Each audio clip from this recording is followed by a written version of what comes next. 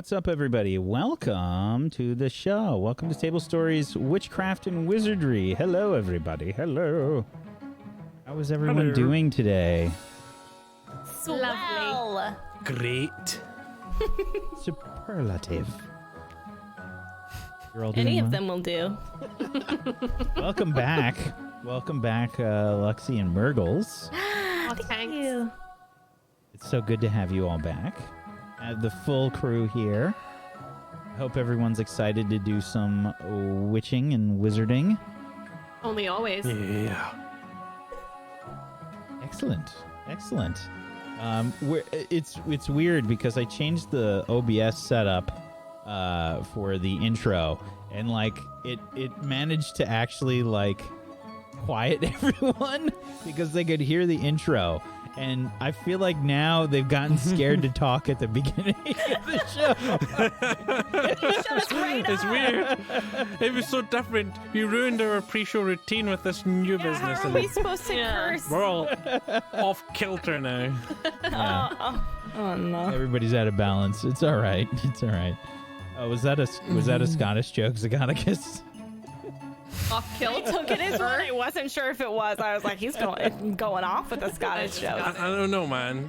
Who knows where it comes from and what it means? What are words? Yes. My What are God. kilts? Skirts. Oh, Easy. yeah. Yeah.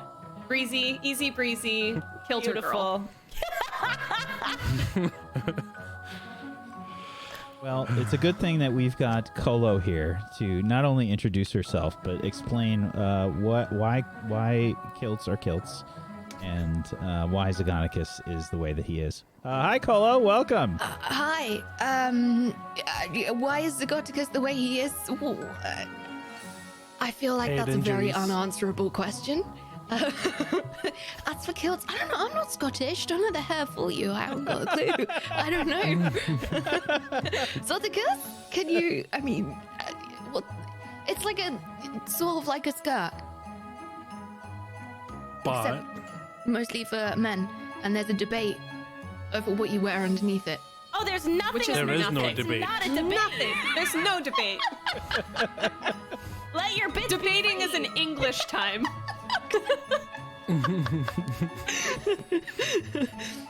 I don't know. Is that fair? Is that? Hey, does that mean that when people get married in their kilts, they're just like Free balling. literally free balling? Yeah. ready to go? That's the best part of it. That's ballsy. That's why Tom Petty wrote the song. Literally. Free balling. You never heard that Tom Petty I'm song? free. Yeah. It's not the real I'm reason, free. is it? Are you free? No, it's not the reason. Why like this, Luxie? Yes, Tom Petty got married in a traditional Scottish wedding and felt the breeze and thought to himself, free falling. He wrote it at the altar. Yeah, he was like, hold on, sweetie. I got a hit coming. There we Pay go. for this fucking wedding. Oh no, I'm wrong.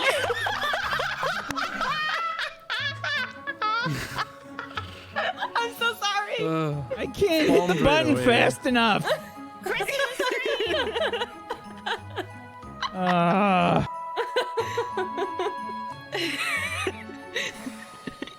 All right, this is a good time. Colo, you want to do your intro?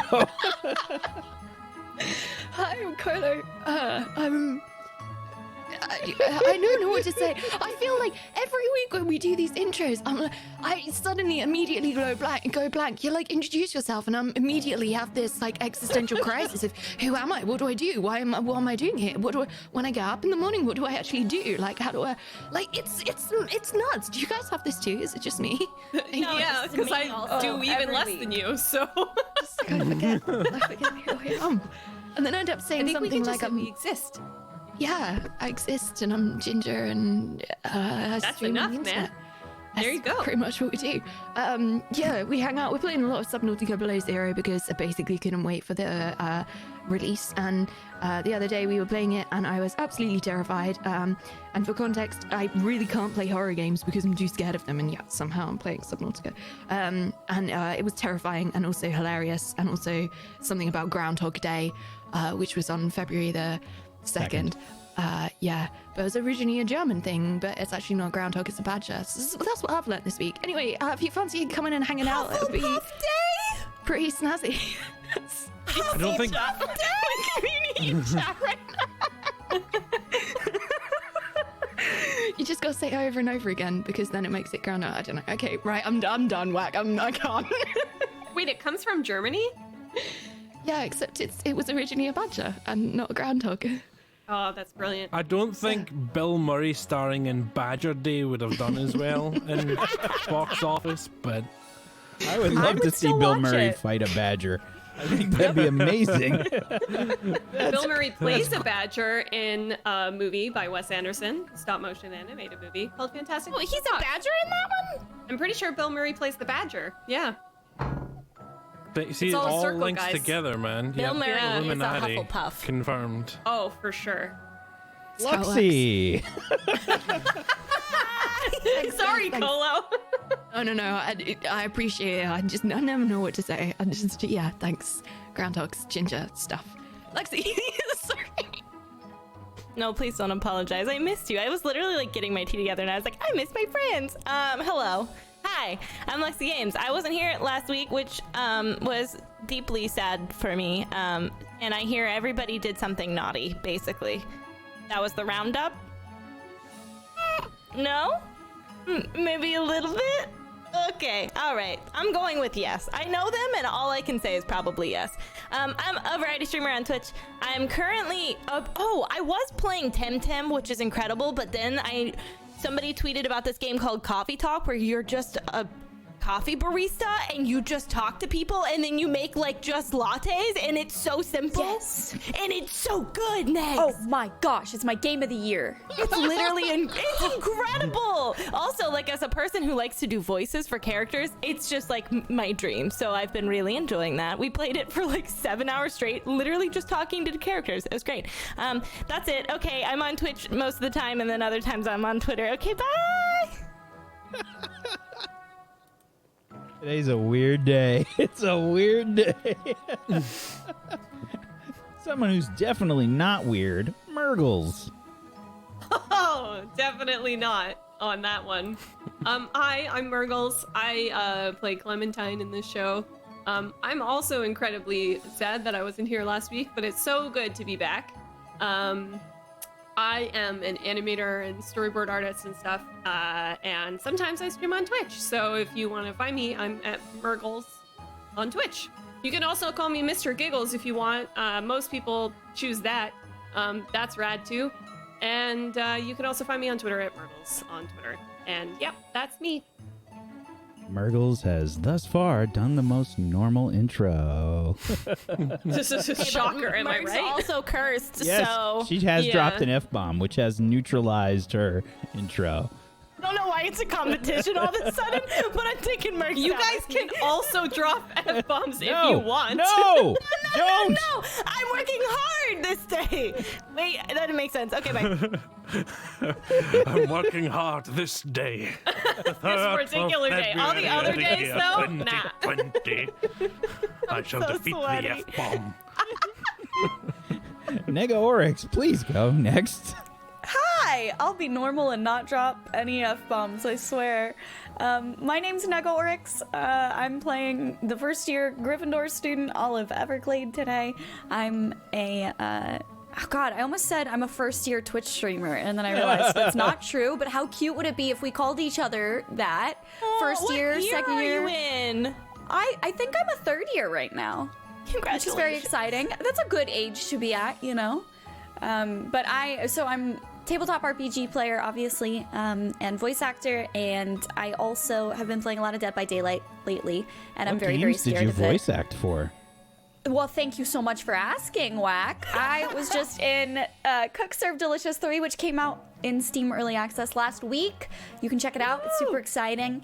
You can hear my voice as a robot food truck driver telling you that you're doing great and that I'm proud of you and that you make me proud every day. So if you need that energy in your life, go cook up some delicious food. Cook Serve Delicious 3. It's on Steam. Thanks, Whack. No problem. Thank you. Zagondagoon. Hey everybody, I'm Zgodicus. You can find me on all the platforms, Zgodicus everywhere. I do role-playing stuff. I've been working on building my own pantheon for D&D on my channel. I've been doing that every Wednesday. And here I play Alexander Pepin. He's a Ravenclaw, and he's a little... he's struggling with the troubles of 11-year-olds, and it's a growing and learning experience for him. And I'm enjoying it. It's a lot of fun. Excellent. Thank you, buddy. I'm Wax Steven, and I will be your Headmaster of Doom. I'll be dragging the players kicking and screaming through the adventure today. Thank you, as always, for showing up and for being here, chat. We appreciate you. Let's get started. Let's do this. So, on the last episode of Witchcraft and Wizardry, the group had some really intense intrapersonal things going on, and there were some sad moments last week. There were some sad moments, and there were some, I guess, harsh actions and things taken, and a little bit of a, I guess, some confusion that happened between Alexander and Clem. And everyone was kind of stressed out for all of the things that were going on with the shade that the group had run into. This entity that was looking for this boy, I guess the boy that Olive had run into, this ghost. And they had tried to learn more, but had brought along a special guest with Bucket, the Niffler from the Hufflepuff Common Room, who had decided to cause mass chaos amongst the group, because that's what Nifflers do. They like shiny things. They like to cause chaos. And the Niffler had taken the key from Olive and had started making the group go a little bit crazy as they tried to learn more. They knocked over a bunch of knight armor, and they had gotten in trouble from Alex's father, Professor Pinescrew, and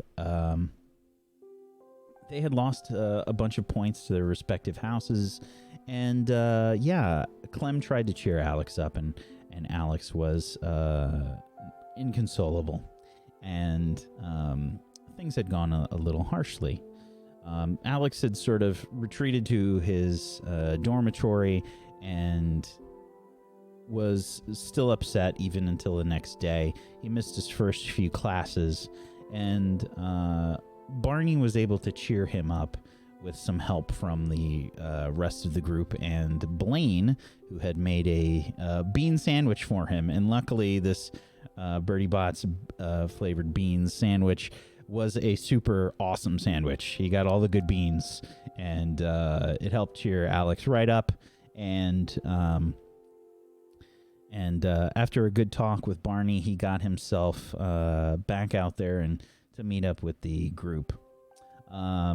Maisie and Olive and Blaine and Alex together had returned to class, and they were, I guess, trying to communicate some of the things that happened. They had talked to Professor Longbottom, as he had mentioned in herbology, that several of the plants had died, and that he was looking for any information on what could have caused it.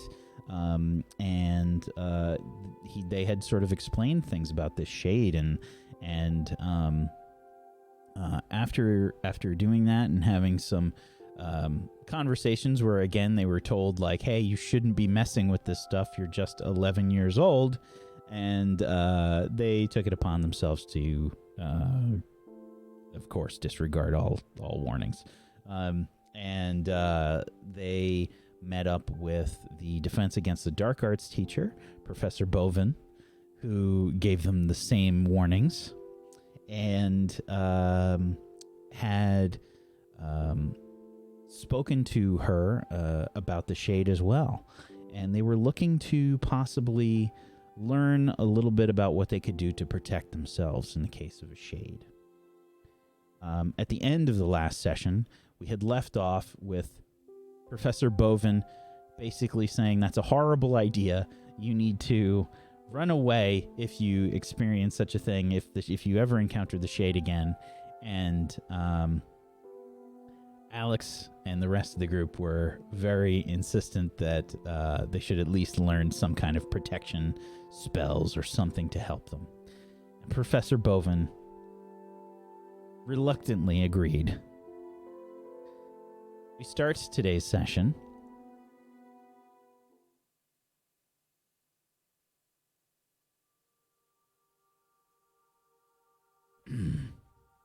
with some rolls.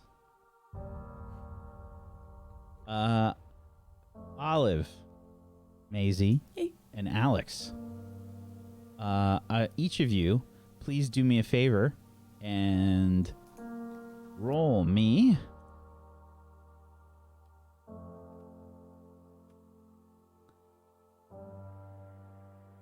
a resist influence. I'm sorry, show courage roll. Show courage. Eesh. House benefit, is it once per day as in like our days as players or once per in-game day? Once per day as players is fine. Just querying if I should use it now. I was just thinking that. Automatically succeed on a show courage move once per day. I'm gonna start our session off on a good note. I'll use my house benefit. Yeah, same.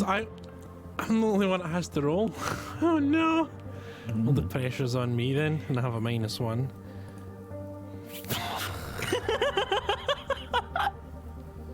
Next, it wasn't you. It was not me failing a roll this time. Imagine that. So, Professor Bovin opens up a chest, and out from the chest pours forth this strange, amorphous, shadow-like shape.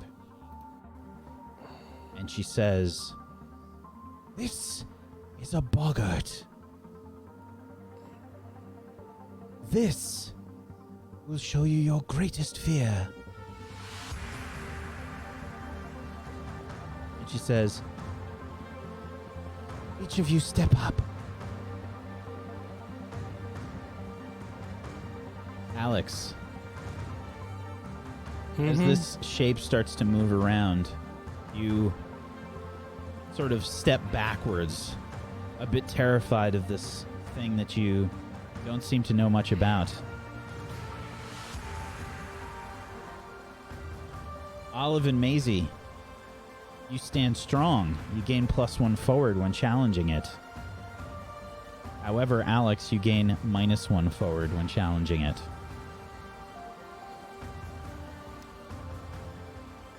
Think about the shade. And Professor Bovin sort of waves her wand, and she thinks, and you can see the boggart start to move, and you can see the shadows elongate along the wall.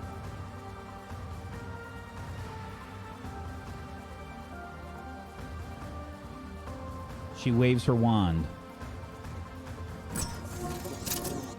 And she says, "Lumos Spotifico!" And the Lumos spell that you would normally see illuminate the wand and sort of cast a diffuse light all around becomes a focused light, like a spotlight, and it's pointed just like a flashlight or a torch for our folks from the UK, and it's pointed sort of like a cone. It's sort of pointed, and you see the shadows start to retract from this intense light, and there's this sort of like as the shade sort of backs off, and she says,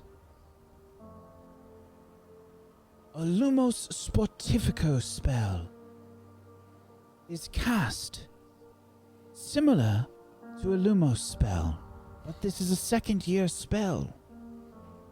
Normally, whenever you would encounter such a being like this shade,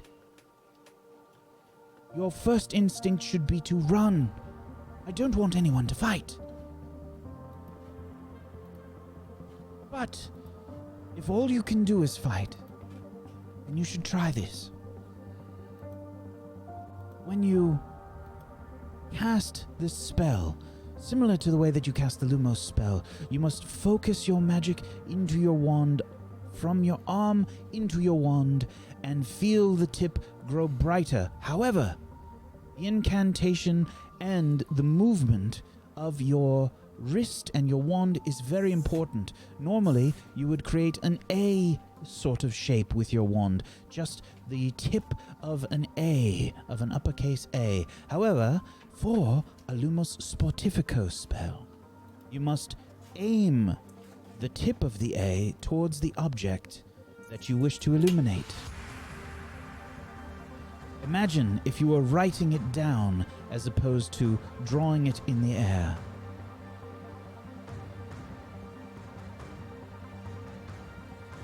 Who wants to try?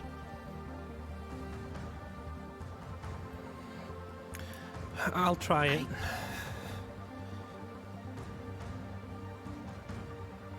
All right, step up. Imagine that which has scared you. Imagine the Definitely. shade. Yep. It's not difficult, it's scary. Can I try and inspire?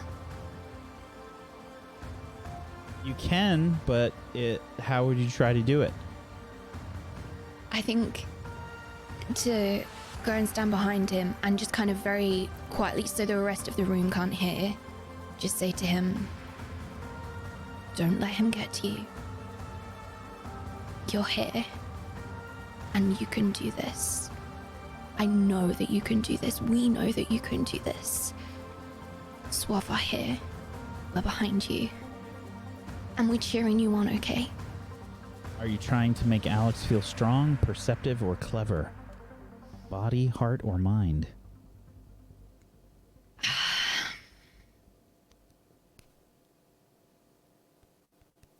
Damn, I can't inspire magic. Mm-mm.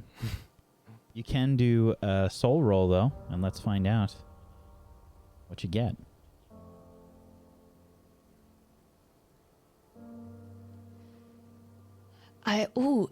Does my relationship count Absolutely. as well? Oh no, I don't. Okay. Oh no. Ooh. On a 6 or lower, you aren't convincing, and the other person takes -2 forward to body, heart, and mind. It's not magic though. It's not magic though. I'm kind of relieved at that. It's like, oh no, I can't inspire his magic. Oh, it's good. It's not. It's really. So, which is it, body, heart, or mind? I think mind. I think I was trying to make him feel clever, like capable and clever. Are you and just kind like of kind able of to overcome his dad? He's like trying to concentrate, and you're just like talking in his ear. He's like, what? Okay, I got this. No, you have. No, really, you have. You've got this. It's gonna be okay. I know. You've got this. So cast a spell, and this is a second-year spell. Roll plus magic when you try to cast a spell. You can attempt spells from any year, but take a -1 forward for each year ahead of your character. I take -2 total because it's against the shade, right? Yes. Oh, the boggart. Okay. I got this. Lumos Spotifico. On a 6 or lower, the spell rebounds and the caster takes a condition. For each year past the current year of the spell they attempt, add another condition. Okay, I think... Well, I tried to focus it, and I messed up. It focused back on me, so I will be dazed, certainly. And also...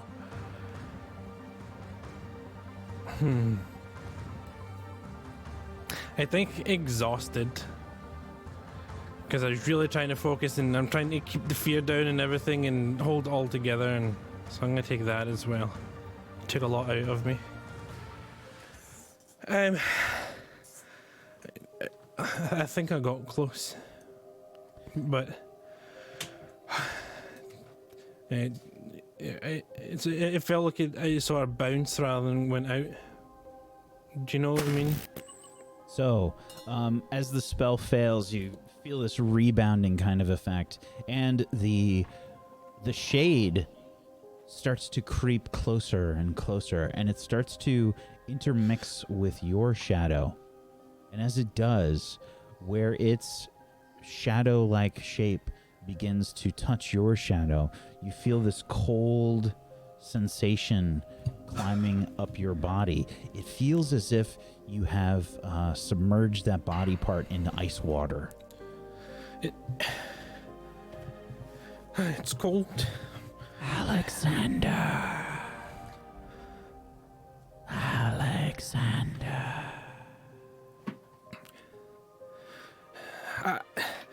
Lumos Spotifico. I try and cast it again. Okay.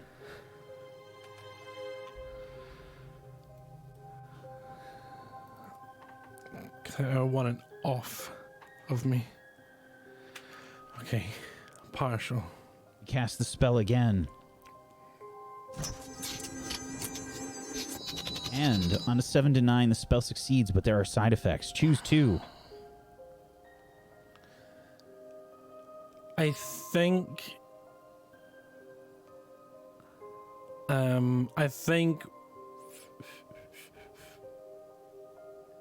the spell has a diminished effect, and a partial misfire.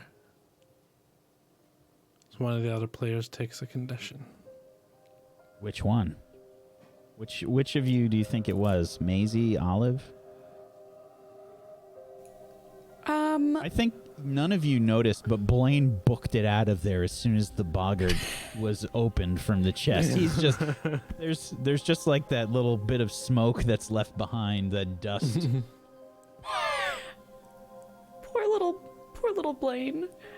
I feel like it might be me because I failed to inspire him. Maybe it's kind of there's some kind of relation to that, regardless of whether it is intentional or not. I feel like it's probably me. Okay, so what condition do you think you take? Probably dazed. I imagine might be the most appropriate. Okay, yeah. So maybe the spell just kind of like is bright or something like that.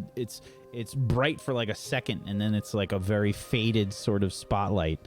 It's difficult to concentrate while the boggart is sort of like intertwining with your shadow, but you point it downwards, Alex, and Maisie gets a bit of a flash of light in her eyes as she backs off, and you can see the shade kind of like backs away from you and retreats. I got it. Back into the chest. I really didn't like how that felt. Are you all right? But you did it. I'm feeling a bit woozy from the first time I tried to cast the spell. Professor, do you really think a boggart in their first years? That seems a bit much. Professor Longbottom, they came to me. After all, it seems that they have an intense interest in the shade, don't you think? I suppose. I shouldn't really tell you how to do your work, but I just remember how terrifying the boggart was for me. Thank you, Professor Bovin. I did it. Even if it was just a boggart for now, I did it, so I know that we can, if it comes at me again, I can keep it away. You did very well for your first attempt. Very well done. But yeah, thanks. I'm gonna sit down a little bit when you want to try. Yes. Have a seat. Okay. Alex, I think I still have some chocolate in my robe if you'd like a little bit. Chocolate sounds good. I like Okay. chocolate. And it's a little mushed from like the warmth of, being pressed against a human body and an 11-year-old that runs around a lot. So it's a little like dented and smushed and kind of Treat some wounds, coming out please. the wrapper. I can treat wounds. With chocolate, of course. What do you think chocolate's for? Oh my gosh. It's the greatest thing I've ever heard in my entire life. And I can use my relationship with Alexander for this, right? Chocolate is a relationship saver. That's like a requirement. If you are going out with your significant other and they have not been having a good day, that is a key to success right there. Ooh, a 6. The chocolate that you've had in your pocket, however, is not the key to success in this situation. It is very melted and just kind of a little slimy. Oh, I think it's seen better days, but I appreciate the what's my word of the day again? Sentiment. So I'm just sit here for it, but good luck. I'm cheering you on from over here on the seat. Okay. Thanks. All right, who wants to try next? Are you ready, Maisie? I can't really see. Are you I just- okay? Oh, yeah, it's just that light really got to me. Like I feel it at the back of my eyes.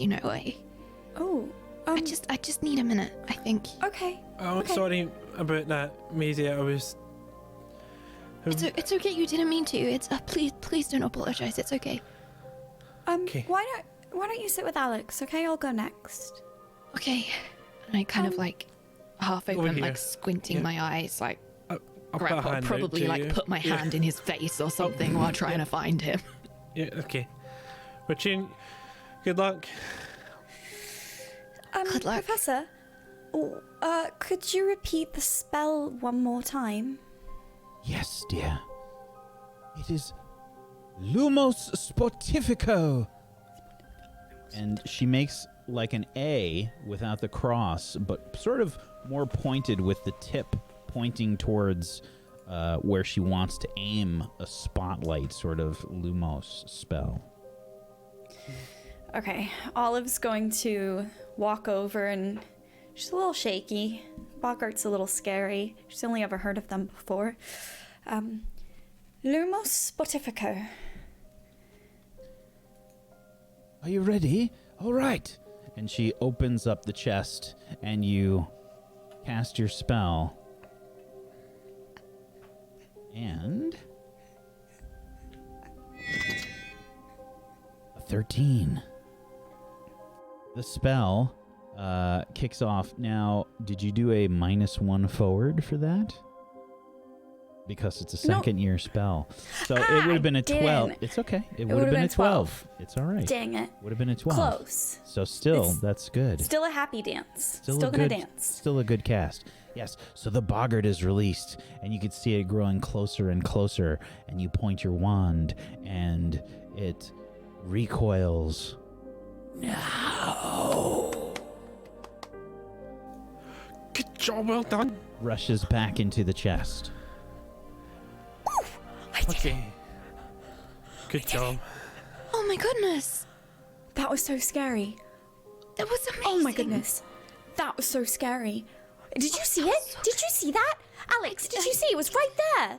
I saw it. It came out and it was... Mm-hmm. Ooh. Okay, Maisie, you've got this. Okay, I can try. Cause what if it's not a shade? What if it turns into, like something else? You've seen something scarier than the shade? I mean, scary in a different way. I mean, Just I wouldn't don't... think- don't think about it. Even if you've seen scarier things, all that matters is what you're thinking about right now. So, shade, shade, shade, shade, shade, shade, shade, shade, shade. You know? The shade's really when it touched me, it felt like there wasn't any warm in my body there anymore, and it was like my body'd forgotten what warm was. That's what it felt like, and that's I don't think there's anything scarier than that. So There is, I think. But never mind. Shade.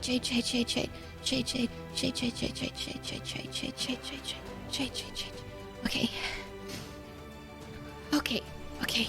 Just like two really like long blinks, like the kind that a cat would do at you, like those kind of like big, firm, slow blinks, trying to kind of get this light away from the outside of her eyes. Okay. Are you, what is the other thing that you're thinking about right now? It's to do with my mum. It's to do with a situation that I've seen my mum in before. Okay. So, what I would like you to do is let's figure out what the boggart is going to turn into. What's the best way to do this? I think let's resist influence. Okay. Oh my god. Partial success. A 9. You resist their influence, but they make some sense. The thoughts linger, and you take a -1 forward to resisting further influence from them. Okay, so in this case, you're not going to have to worry about that. So what happens is, Professor Bovin sort of like puts you in position in front of this chest, where the boggart retreated and has been emerging from.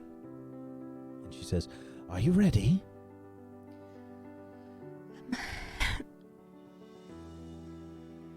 I think so. The boggart sort of emerges from the chest. It spills forth, and it looks a bit odd. It looks like the shade, but the shade has the appearance you recognize as your mum.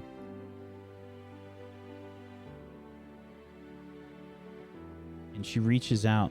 The shadow sort of reaches out towards your shadow, but you recognize it. It looks like your mum. And as it reaches out towards you, it starts to speak.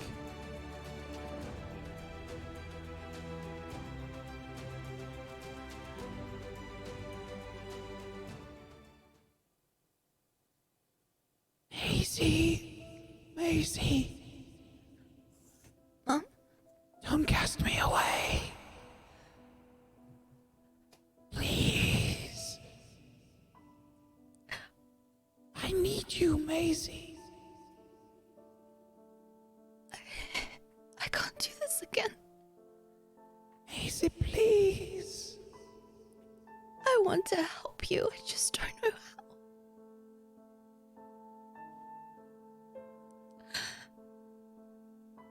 As the shadow starts to touch your shadow, you can feel these cold feelings wrapping around your legs. It feels like your legs have been submerged into ice water.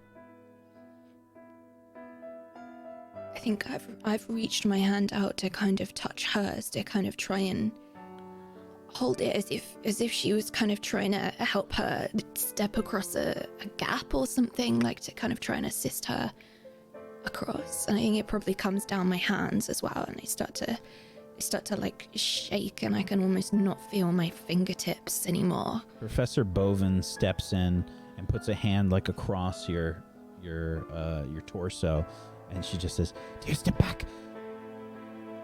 Lumos Spotifico." No. The shade retreats back into the chest. And Professor Bovin starts to hug you. It's okay, dear. It's okay, dear. It's okay. It's okay.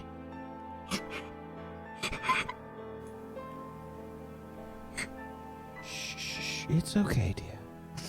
It's a boggart. It's just a boggart.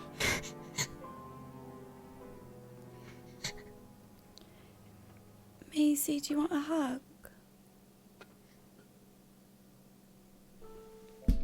Come here. Okay.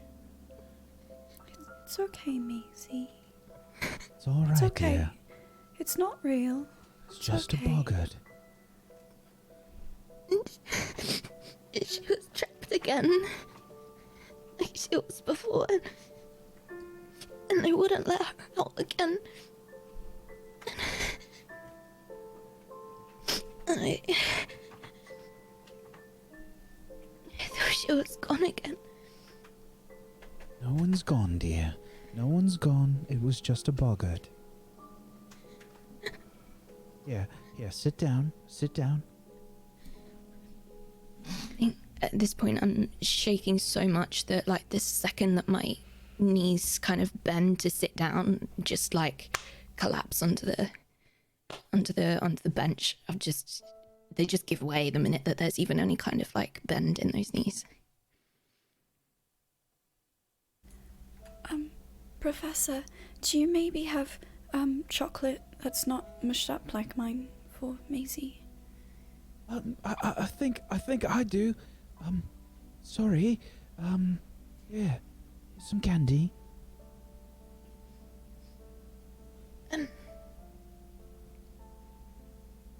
Yes, I think, because of the situation, I'm going to place the upset condition on you, Maisie. And, because Professor Longbottom is giving you the candy, your dazed condition is gone.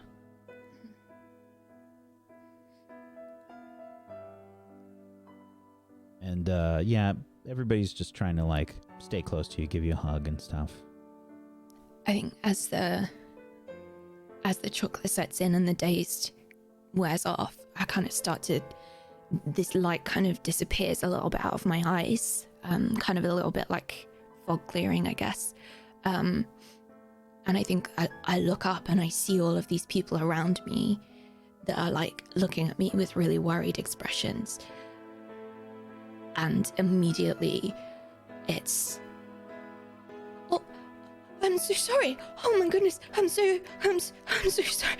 Oh, I shouldn't have done that. I'm so sorry, everybody. It's okay. I'll be fine. You don't need to worry about me. It's okay. It's I'm sorry. It's a bit embarrassing, really, isn't it? No, you don't have anything to apologize for at all, Maisie. It's all right. I mean, the whole point of a boggart's to be like a really scary thing, so. That's right, dear. I think it's important that you all learn from this. This boggart you would normally deal with not until, well, later. It's a lot for a first year. This is why I suggested, if you were to encounter the shade, that you run again. Yeah. Yes, Professor. All right? We'll be careful. Okay. Could we take Maisie back to the common room now, please, Professor?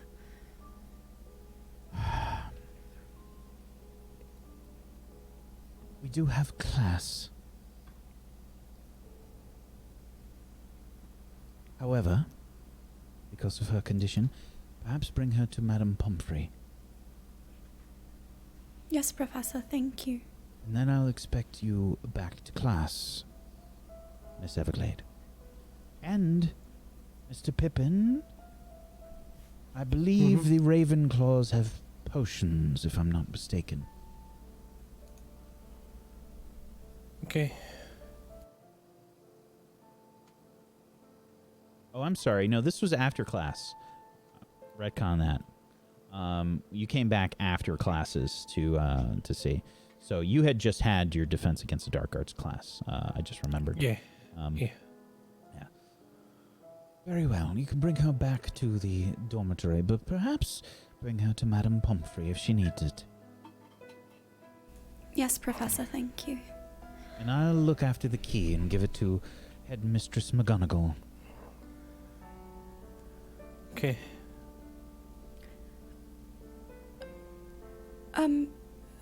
Alex, would you take Maisie out to start walking back to the common room? I just want to get the professor's help with something first.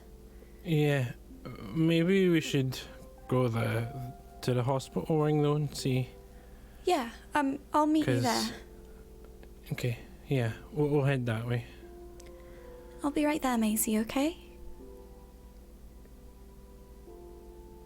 Sorry, what?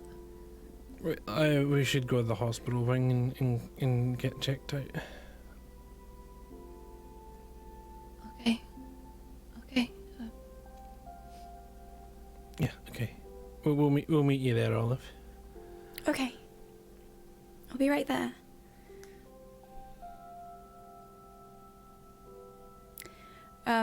Once they've left, Olive is just going to kind of ask the professor a little shyly, pulling out some little parchment that she has on her. She's going to fold it in half and say, Professor, do you know if there's a charm that you could do to, if I were to do a get well soon card for Maisie, could you like enchant the drawings or make it do something with magic to make her feel better? Is there something we could do for that to make her a present? Of course, dear.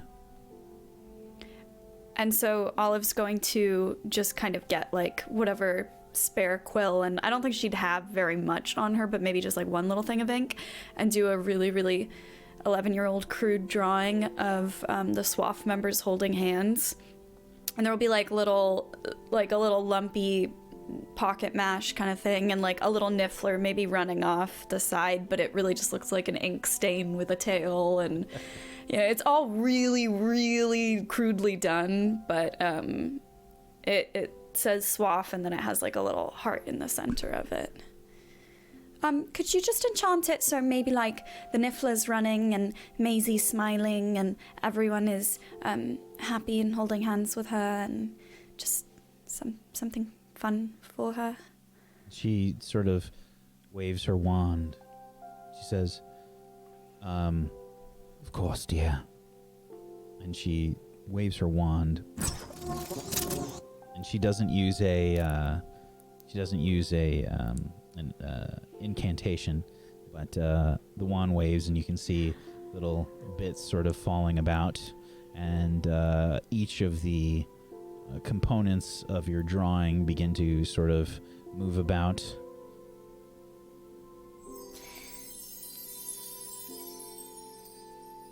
Thank you, Professor. You're welcome, dear. Would you like to sign the card? Sure. She signs. Thank you, Professor. I'll see you in class next time. Stay safe, dear. And Olive's gonna go running off to... I imagine that she'd try and make a pit stop on the way to the hospital wing first to look for any of the friends that they've made in their first week. So anyone, like Blaine, if he is still around after running off from the Boggart, and just anyone that they would recognize from their classes. Just trying to get some signatures for Maisie's little card. Okay, sure. Let's see. Make a convince roll. Okay. Can I use my relationship with Maisie for it, or not really? Because it's... Yeah? Sure. Okay.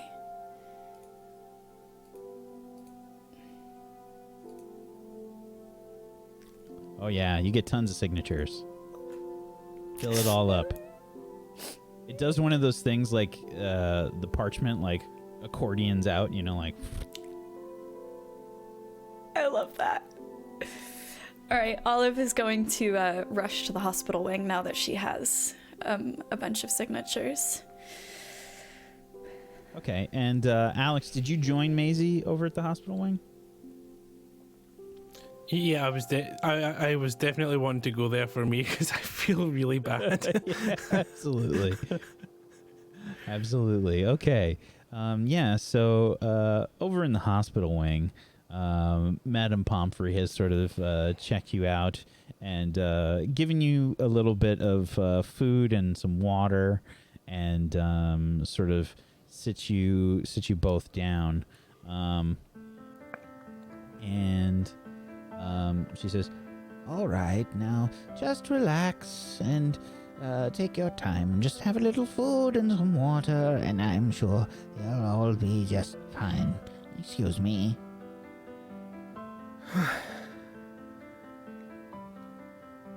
How are you feeling? Okay. It's just like this kind of almost glazed over look in Maisie's eyes, like she's not looking anybody in the eye. She's kind of like super distant. Yeah, you know, it's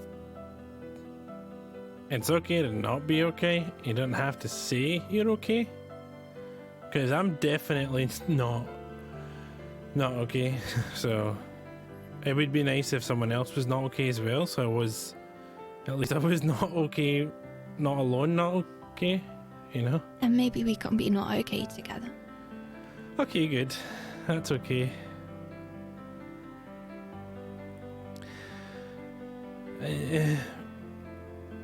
She like just looks up at Alex. Head is down, but kind of eyes look up at his head and just kind of gives this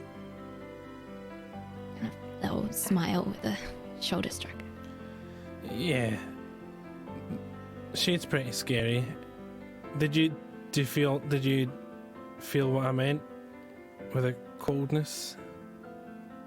Yeah. I didn't really know that Hogwarts could be something that was like scary, but not too. I mean, I don't know how to explain this. It's just like I wasn't gonna die. I wasn't gonna. Nothing was gonna come and like damage me, but it was scary, and I didn't know that Hogwarts worked like that. Yeah, I think part of it is that because we know that it's going to be scary, it kind of makes it scarier, you know? Like when you go to see a scary movie, you know you're going to be scared, so it's kind of part of the scariness. Just It's not a seems nice so feeling. real. It's just I think it's kind of real. it was real. My mum, you see, she used to so she works at the ministry, but she's not like she used to be. Do you know what whoopers are? Do you know?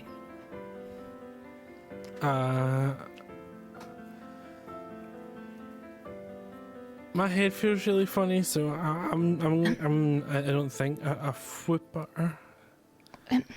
They're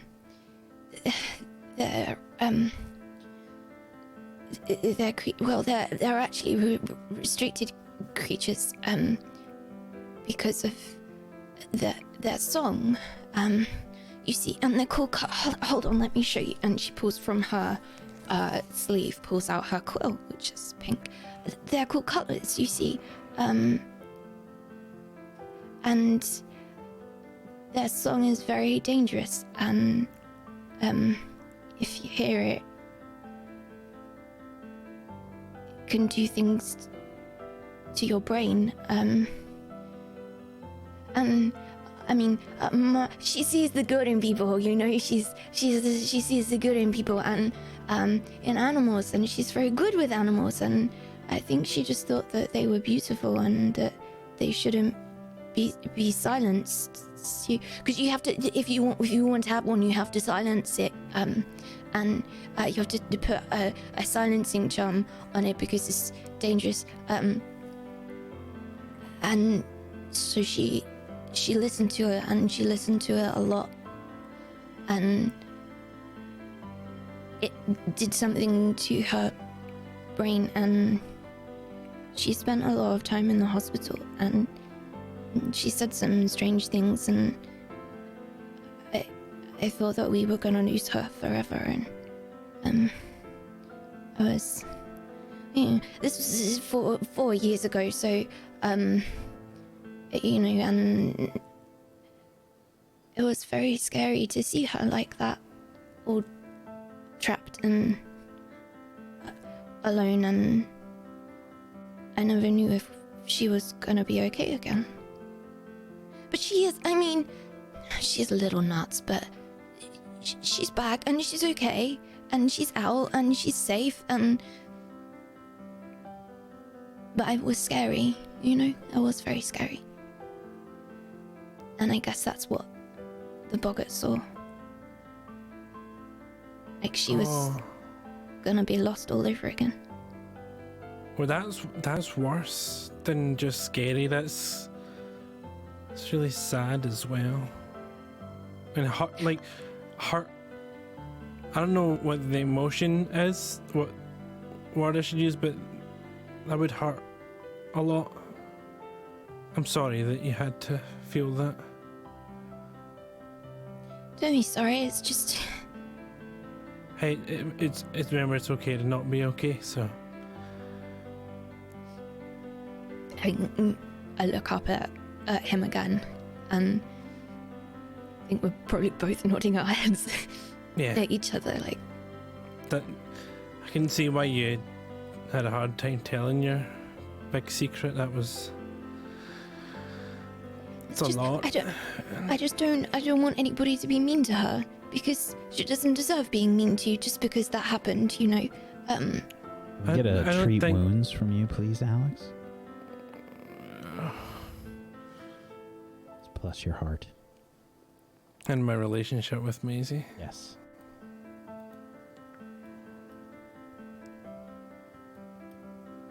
Ooh. I think it's still a bit much for you here, Maisie. I think I know what he's trying to do. I think even though it fails, I think I understand that he's trying to be good, and he's trying to help me, and I appreciate that. Yeah, I don't think people should be mean to her. She was just being nice, and being nice is no reason to be mean to someone. That's why you're nice to people, is because they're being nice. So, well, if anyone's mean to her, then, well, that's a them problem, I guess. Do you still have a condition? Does Alex still have a condition? Alex, I'm sitting there, like, head in my hand, looking at Woozy. your exhausted is gone, Alex. Okay. Otherwise, I would have tried to treat wounds. You can. Yeah, he's got to bow out of a fight for days to be fixed.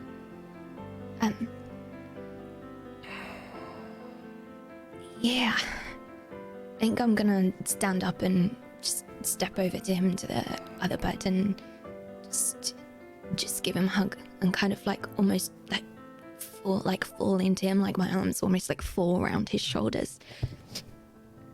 Thank you for trying. Well, it's the best that we can do, and you're nice as well, so nice things for nice people, that's how it should work.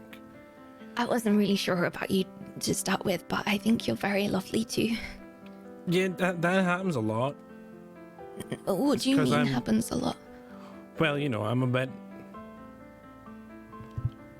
I don't know, just I just feel different sometimes. When you know, other people seem normal, if I put it that way.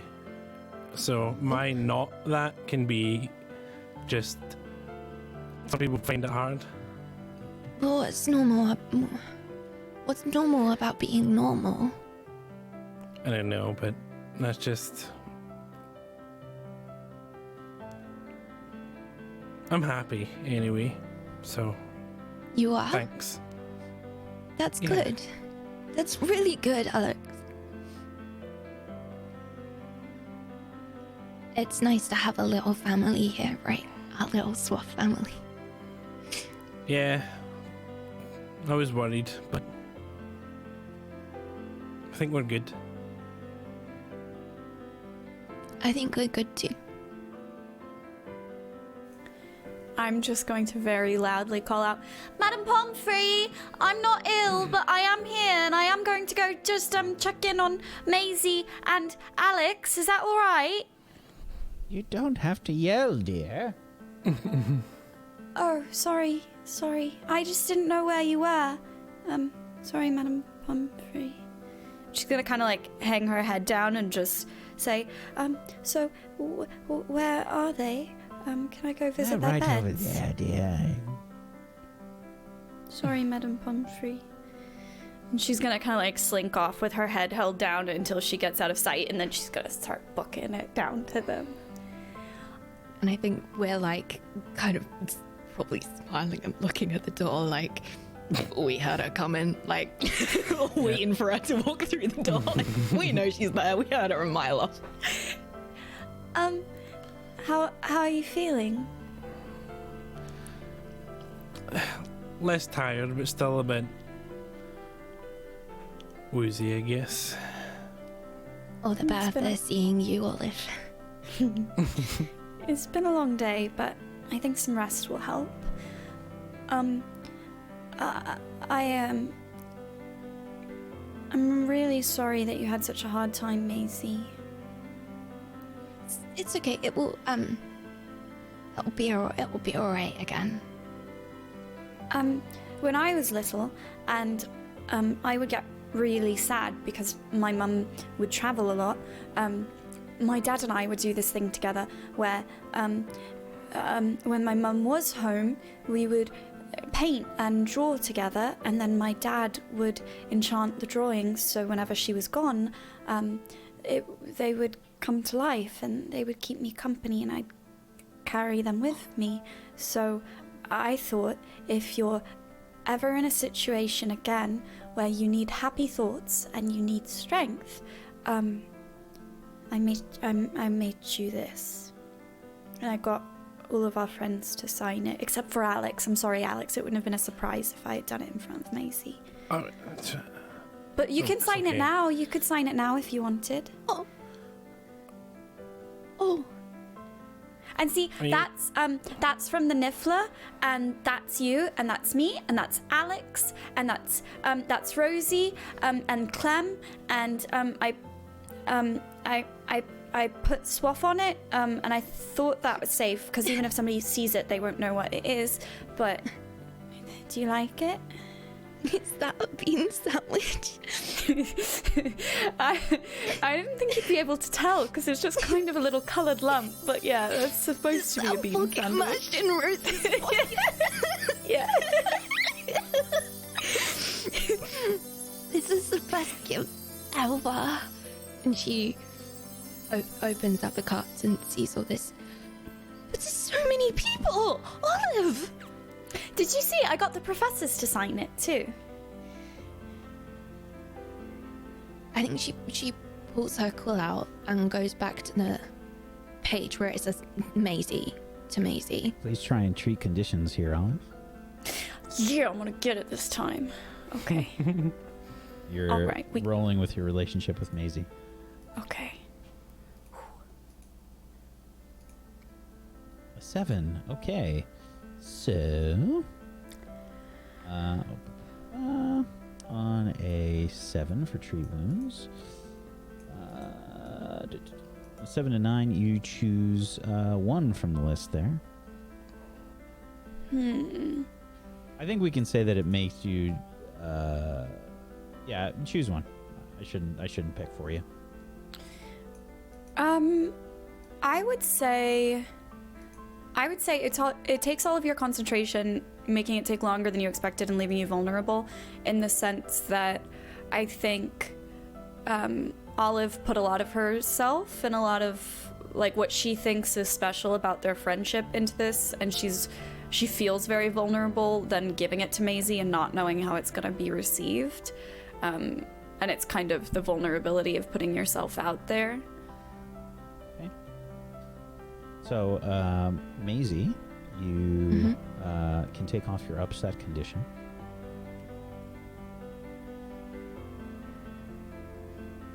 Olive, thank you. This was beautiful. You like it? She flips to the front where it says "Dear Maisie," gets a call out and like doesn't have any ink, but she kind of like tries to spit on it and get some ink like flowing even just a little bit, and she scrawls on the front "and Alex," and then turns around and shows Alex. See, it's for you too. That's better. And Olive's just gonna kind of like dive bomb hug Alex. Oh. Thanks. Sorry, I get enthusiastic. Sorry. Yeah. It's nice. There's I like it. So much hair everywhere. Yeah, just red hair everywhere. Hey, look, you can't even tell where one of us ends and the other one begins. Hey, Alex, would you like to have red hair? Like, go over to him and, like, stand behind him and do that thing where you, like, put hair on somebody else to see what they look like and give him, like, a really long fringe they can barely see. Hey, look, now you're one of us, too. It's Does very it fit me? stylish looking, Alex. Yes, no, absolutely. High fashion. Truly. Well, okay. We're going to be making hair color change potions. What? You should do it. You should... So Match maybe with us. maybe I can try it out. I'll think about it. We could be matching. Or we could all change to a color if we think of one. We should have a swap meeting and check with everyone. Blue. I was just gonna say that. It could be blue. I wouldn't mind blue. I like blue. Or we could be the colors of our house, and then when it's Quidditch, we'd look like a giant banner of all the colors. But then, Olive, we wouldn't have to dye our hair or anything, so maybe that would defeat the point. No, because Clem could do like gold hair and stand in between us, and then it would be red and gold. We definitely need to have a meeting about the hair color. I think we should. We have to work on that spell. No, it's a potion or a spell? Yeah, that's why we're going to be growing the snapdragons. Oh no, I'm not very good at potions. I love potions. I'm not very good at growing the things to put in the potions, but I think it's quite fun, actually. Hey, maybe we can ask Professor Apology. Oh. Maybe we can. You know, maybe you could go ask. I don't know. Maybe. I mean, like Clem seems to like him anyway, so maybe you could ask Clem. Clem. Yeah, no, we'll see. Yeah, Clem. definitely. Not me. No, Yeah, sure. definitely. It's for Clem, Yeah. not you. It's for Clem. No. Yeah, definitely. Have you Yeah. have you talked to Clem? Can we go and find? Do we have to stay here? I don't want to be here anymore. We've spent a lot of time here. I think I probably need to say sorry to Clem. Why do you need to say sorry to Clem? I was a little bit. She was trying to be nice, and I was mean to her. And like I just said, you should be nice to nice people. I was just in such a bad mood, and I was kind of mean to her cat as well. So You were mean to our cat? it was right after my dad had been mean, so I was in a really bad mood, and I was just so angry, and it kind of just came out a little bit. I think she will understand. I think she will understand. Clem's nice, and everyone's been in a bad mood before, so I think it makes sense to forgive one another when we're like that. Just like we would want, everyone else to forgive us. I'm sure Clem will get it. We all say things that we don't really mean when we're upset. And they say that you always hurt the ones that you love, so... They say that? They say that. Oh, that's My mum so says mean that. to say. Well, do you need more time to rest, Alex? No, I can move about and just... My head's just a little bit funny still, but I'm sure I can... Yeah, I'll be alright. You did really well with the shade, by the way. It was really just brave kinda of you to go up panicked. first. The second time I tried... the first time I tried, I was just trying to cast it, and then the second time I felt like I needed to, because it was... But that's the most important thing, is when you needed to, you did it, The first time's always the scariest, but when you had to do it, you made it happen, and that's what And counts. it was so brave of you to face it again, when you already knew what it felt like. I didn't... It's weird. I really kind of don't want to, but then I can't stop. I keep thinking about it, and so I'm kind of stuck in between. I do that too. I feel safer, though. I feel more prepared. Yeah. Is it almost time for dinner? Maybe we could go to the table, and maybe Clem will meet us there, and we can... That's Rosie. Maybe we'll see him at dinner. Let's go to our table. I think... I mean, Madame Pomfrey is lovely, but it's like the hospital wing is our common room, and I don't know how I feel about that. Well,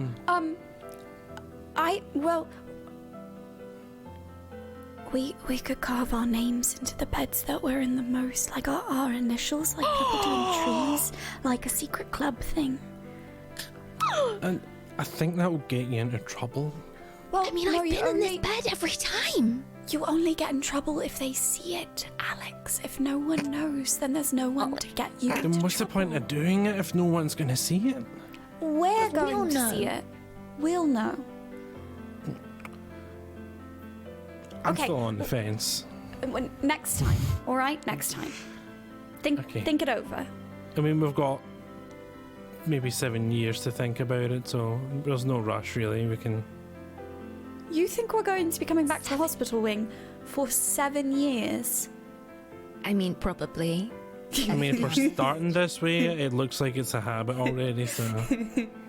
Start as you mean to go on, they say. I mean, I don't know if we meant to go on this way. I mean, how but- many times have we been in here this week already? In the How first many week, days including are there? today, 8 days. I've been here once for me I would. today. I would rather not like to count. Okay. Okay. Okay, but we can make a decision on the name carving. We might even pick a different spot later. Okay. Maybe Maybe somewhere we in could- Hogsmeade when we start going there. Ooh. What do you think they have there? Butterbeer.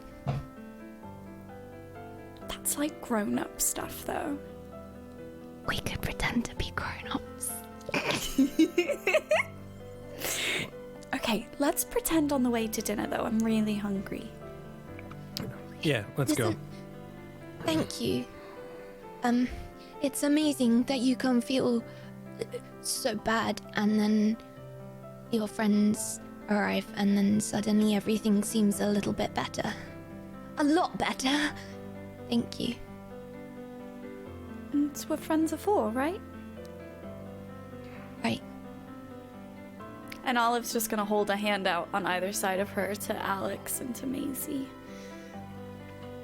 I think Maisie's gonna take her hand and then for like a brief moment get Alex's as well, so they're in a circle and like try and walk like that and realize that it's completely not gonna happen and like have to break, and it's just a bit Whoops. Okay, I'm sorry. I just wanted to hold both of your hands, okay? Okay, well, you would be in if you wanted to do that. You'd have to be in the middle, but It's okay. then you we'll could work hold on both it. hands. The person in the middle is always the person who holds both hands. If But there's we're holding three- each other's hands anyway, just maybe not in person, right? Just like, I mean, just Then- like we're holding Rosie's hand right now and Clem's hand too, and Are you all feeling better? yeah, Yeah. thank you, Madam All right, Pom. well, be careful. Don't walk down the stairs that way. Oh, okay. Yeah. Okay. Thank you, Madam Pomfrey. Thank you. Good evening, dears. Good evening. And off you go. Maisie does like, what's that, like a little bob that's kind of almost a curtsy. She went to curtsy and then realized that was a bit ridiculous, and so kind of tried to like style it out a little bit. So it was just like a little kind of like half bob with the, "Ooh, okay, all right," kind of face, and then turning around and just carrying on. Just ends up dabbing at Madam Pomfrey. No dabs. And off you go to the Great Hall, which is a different scene. Rosalina, you've already sat down at the table, and you're chowing down, I think, as the food has started to appear in front of you. And what have you been up to while all this has been going on? Do you mean besides eating? Yeah. What was I doing? Like, I forgot. So I'm leaving that up to you. God. You had gotten in trouble a little bit with the prefects, but you managed to talk your way out of I it. know what I was doing! Okay. Would you like to share with the class? Yes, I'm so sorry.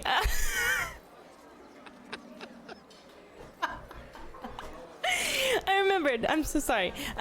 Well, I was in obviously a different class than everybody else because I was a Hufflepuff, right? We didn't have any overlapping classes today. Perfect.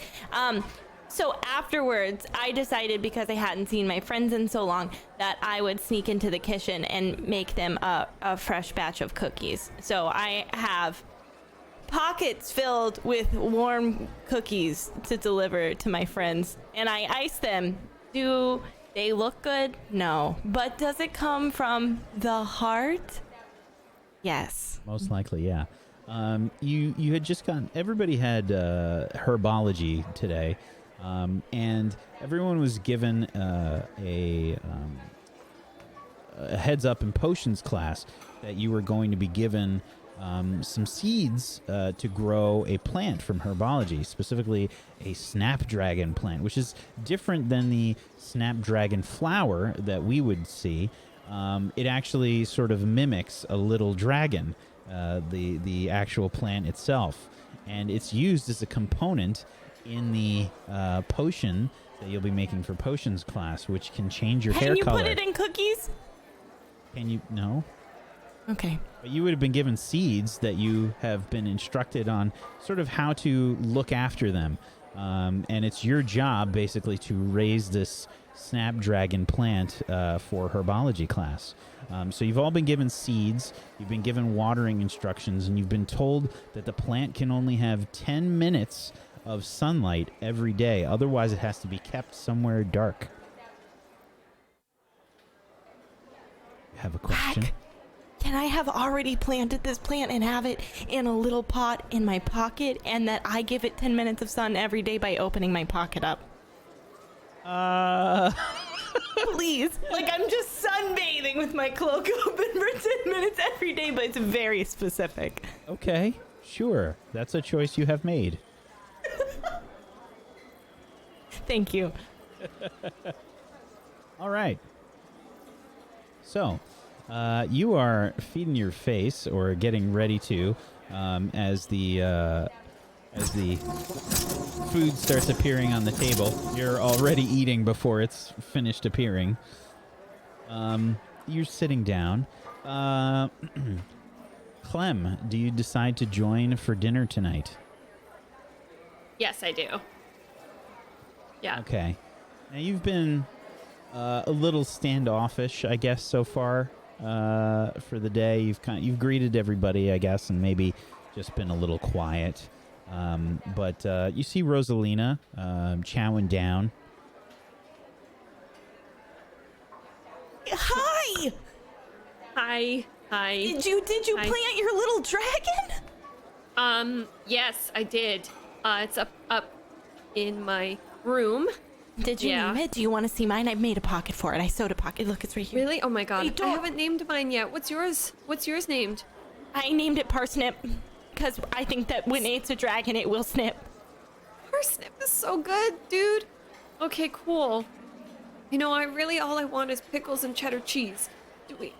Are there pickles and cheddar cheese on the table? I could hear. Can it? I bet we could find Craving some. it, If man. there's none here, I'll go to the kitchen. No, it's okay. Maybe if I think about it real hard, what? they'll just give me a full platter. I mean, it's not pickles and cheddar cheese, but I made fresh cookies and they're shaped like hearts, and I iced them myself.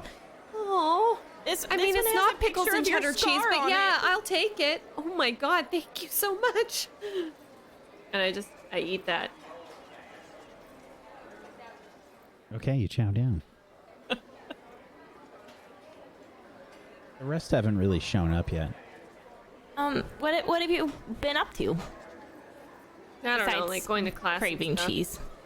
Yeah. Oh, yeah. Were your classes good today? I have never been as excited as I have been about my little parsnip. Hi, parsnip.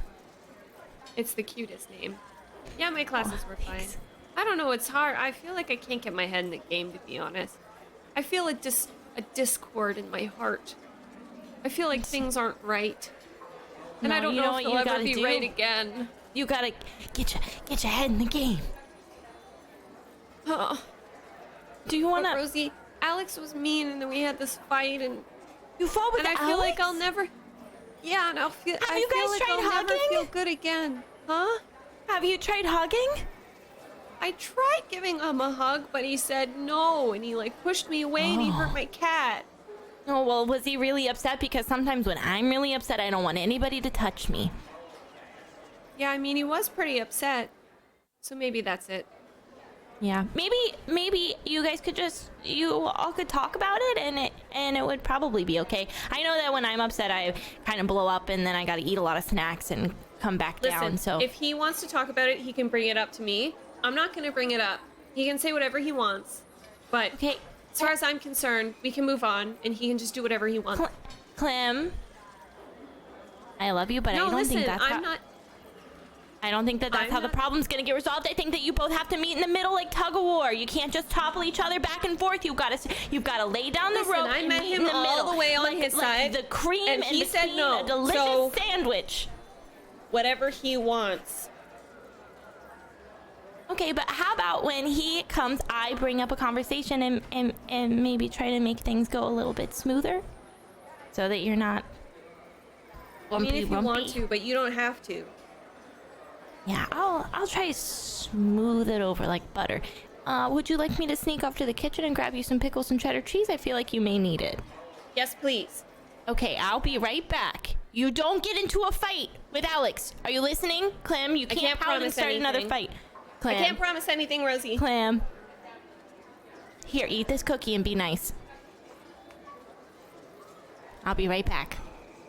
Okay. I'm just gonna jog off and ask very nicely for some pickles and cheddar You cheese. start eating the cookie, and that's when the other three enter the Great Hall.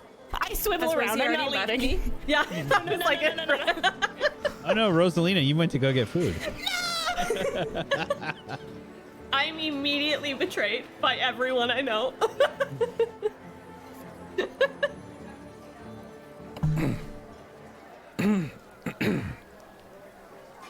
Hello, Alex. Alex, there's something you wanted to say, right? And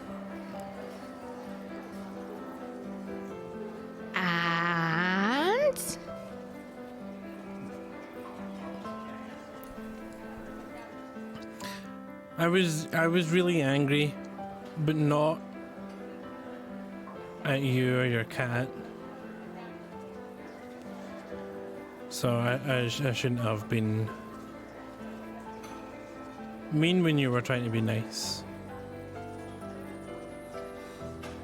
Alex, I'm sorry. I should have read the room more and known that you were so upset. I just wanted to make you feel better, but I know that sometimes you can't make people feel better when they're sad. You just gotta let them be sad. And I didn't listen to my heart. I just wanted to fix things instead of listening to what you needed, and I'm sorry. I was really mad when you hurt my cat. I mean, I don't think you hurt him, but he meowed. Okay. Okay.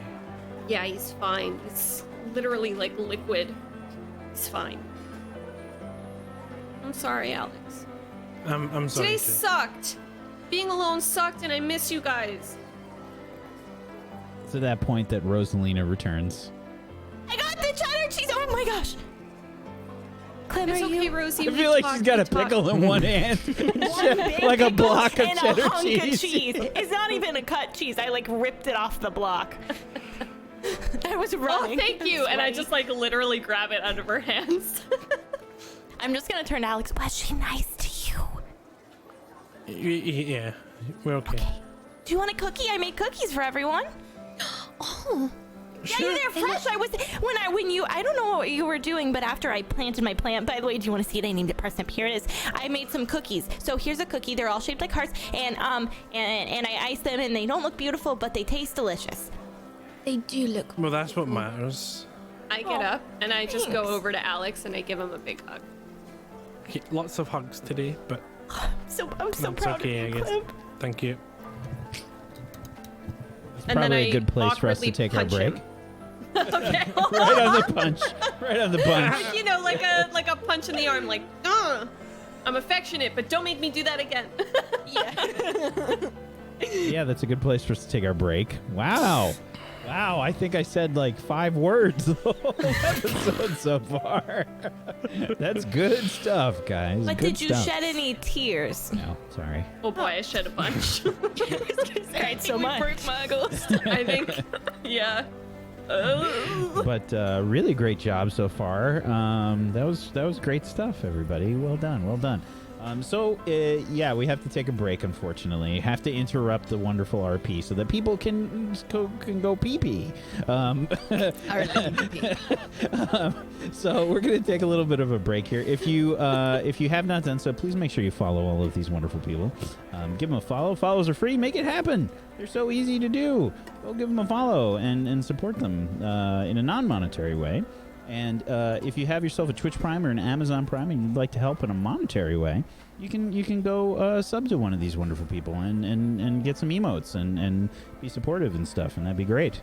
If you want to help support Table Story, one of the best ways you can do that is to follow us here on Twitch and on YouTube. Table Story on both. And if you want to help us in a monetary way, you can head on over to tablestory.tv/pledge, where we have our Patreon, which just has so much content. It has so many podcasts and art and lore. And this last month, I did a map making tutorial for those that are interested in how I make like world maps and stuff. And if you want to check that out, so go take a look. We've got some art from the wonderful Murgles there. If you enjoy this show and you want to get some witchcraft and wizardry stuff, they got some up there. So that'd be super great. And thank you so much for the subs there, William Wall. Yeah, we'll be back in just a few minutes. Hang tight for more witchcraft and wizardry. Back in just a few.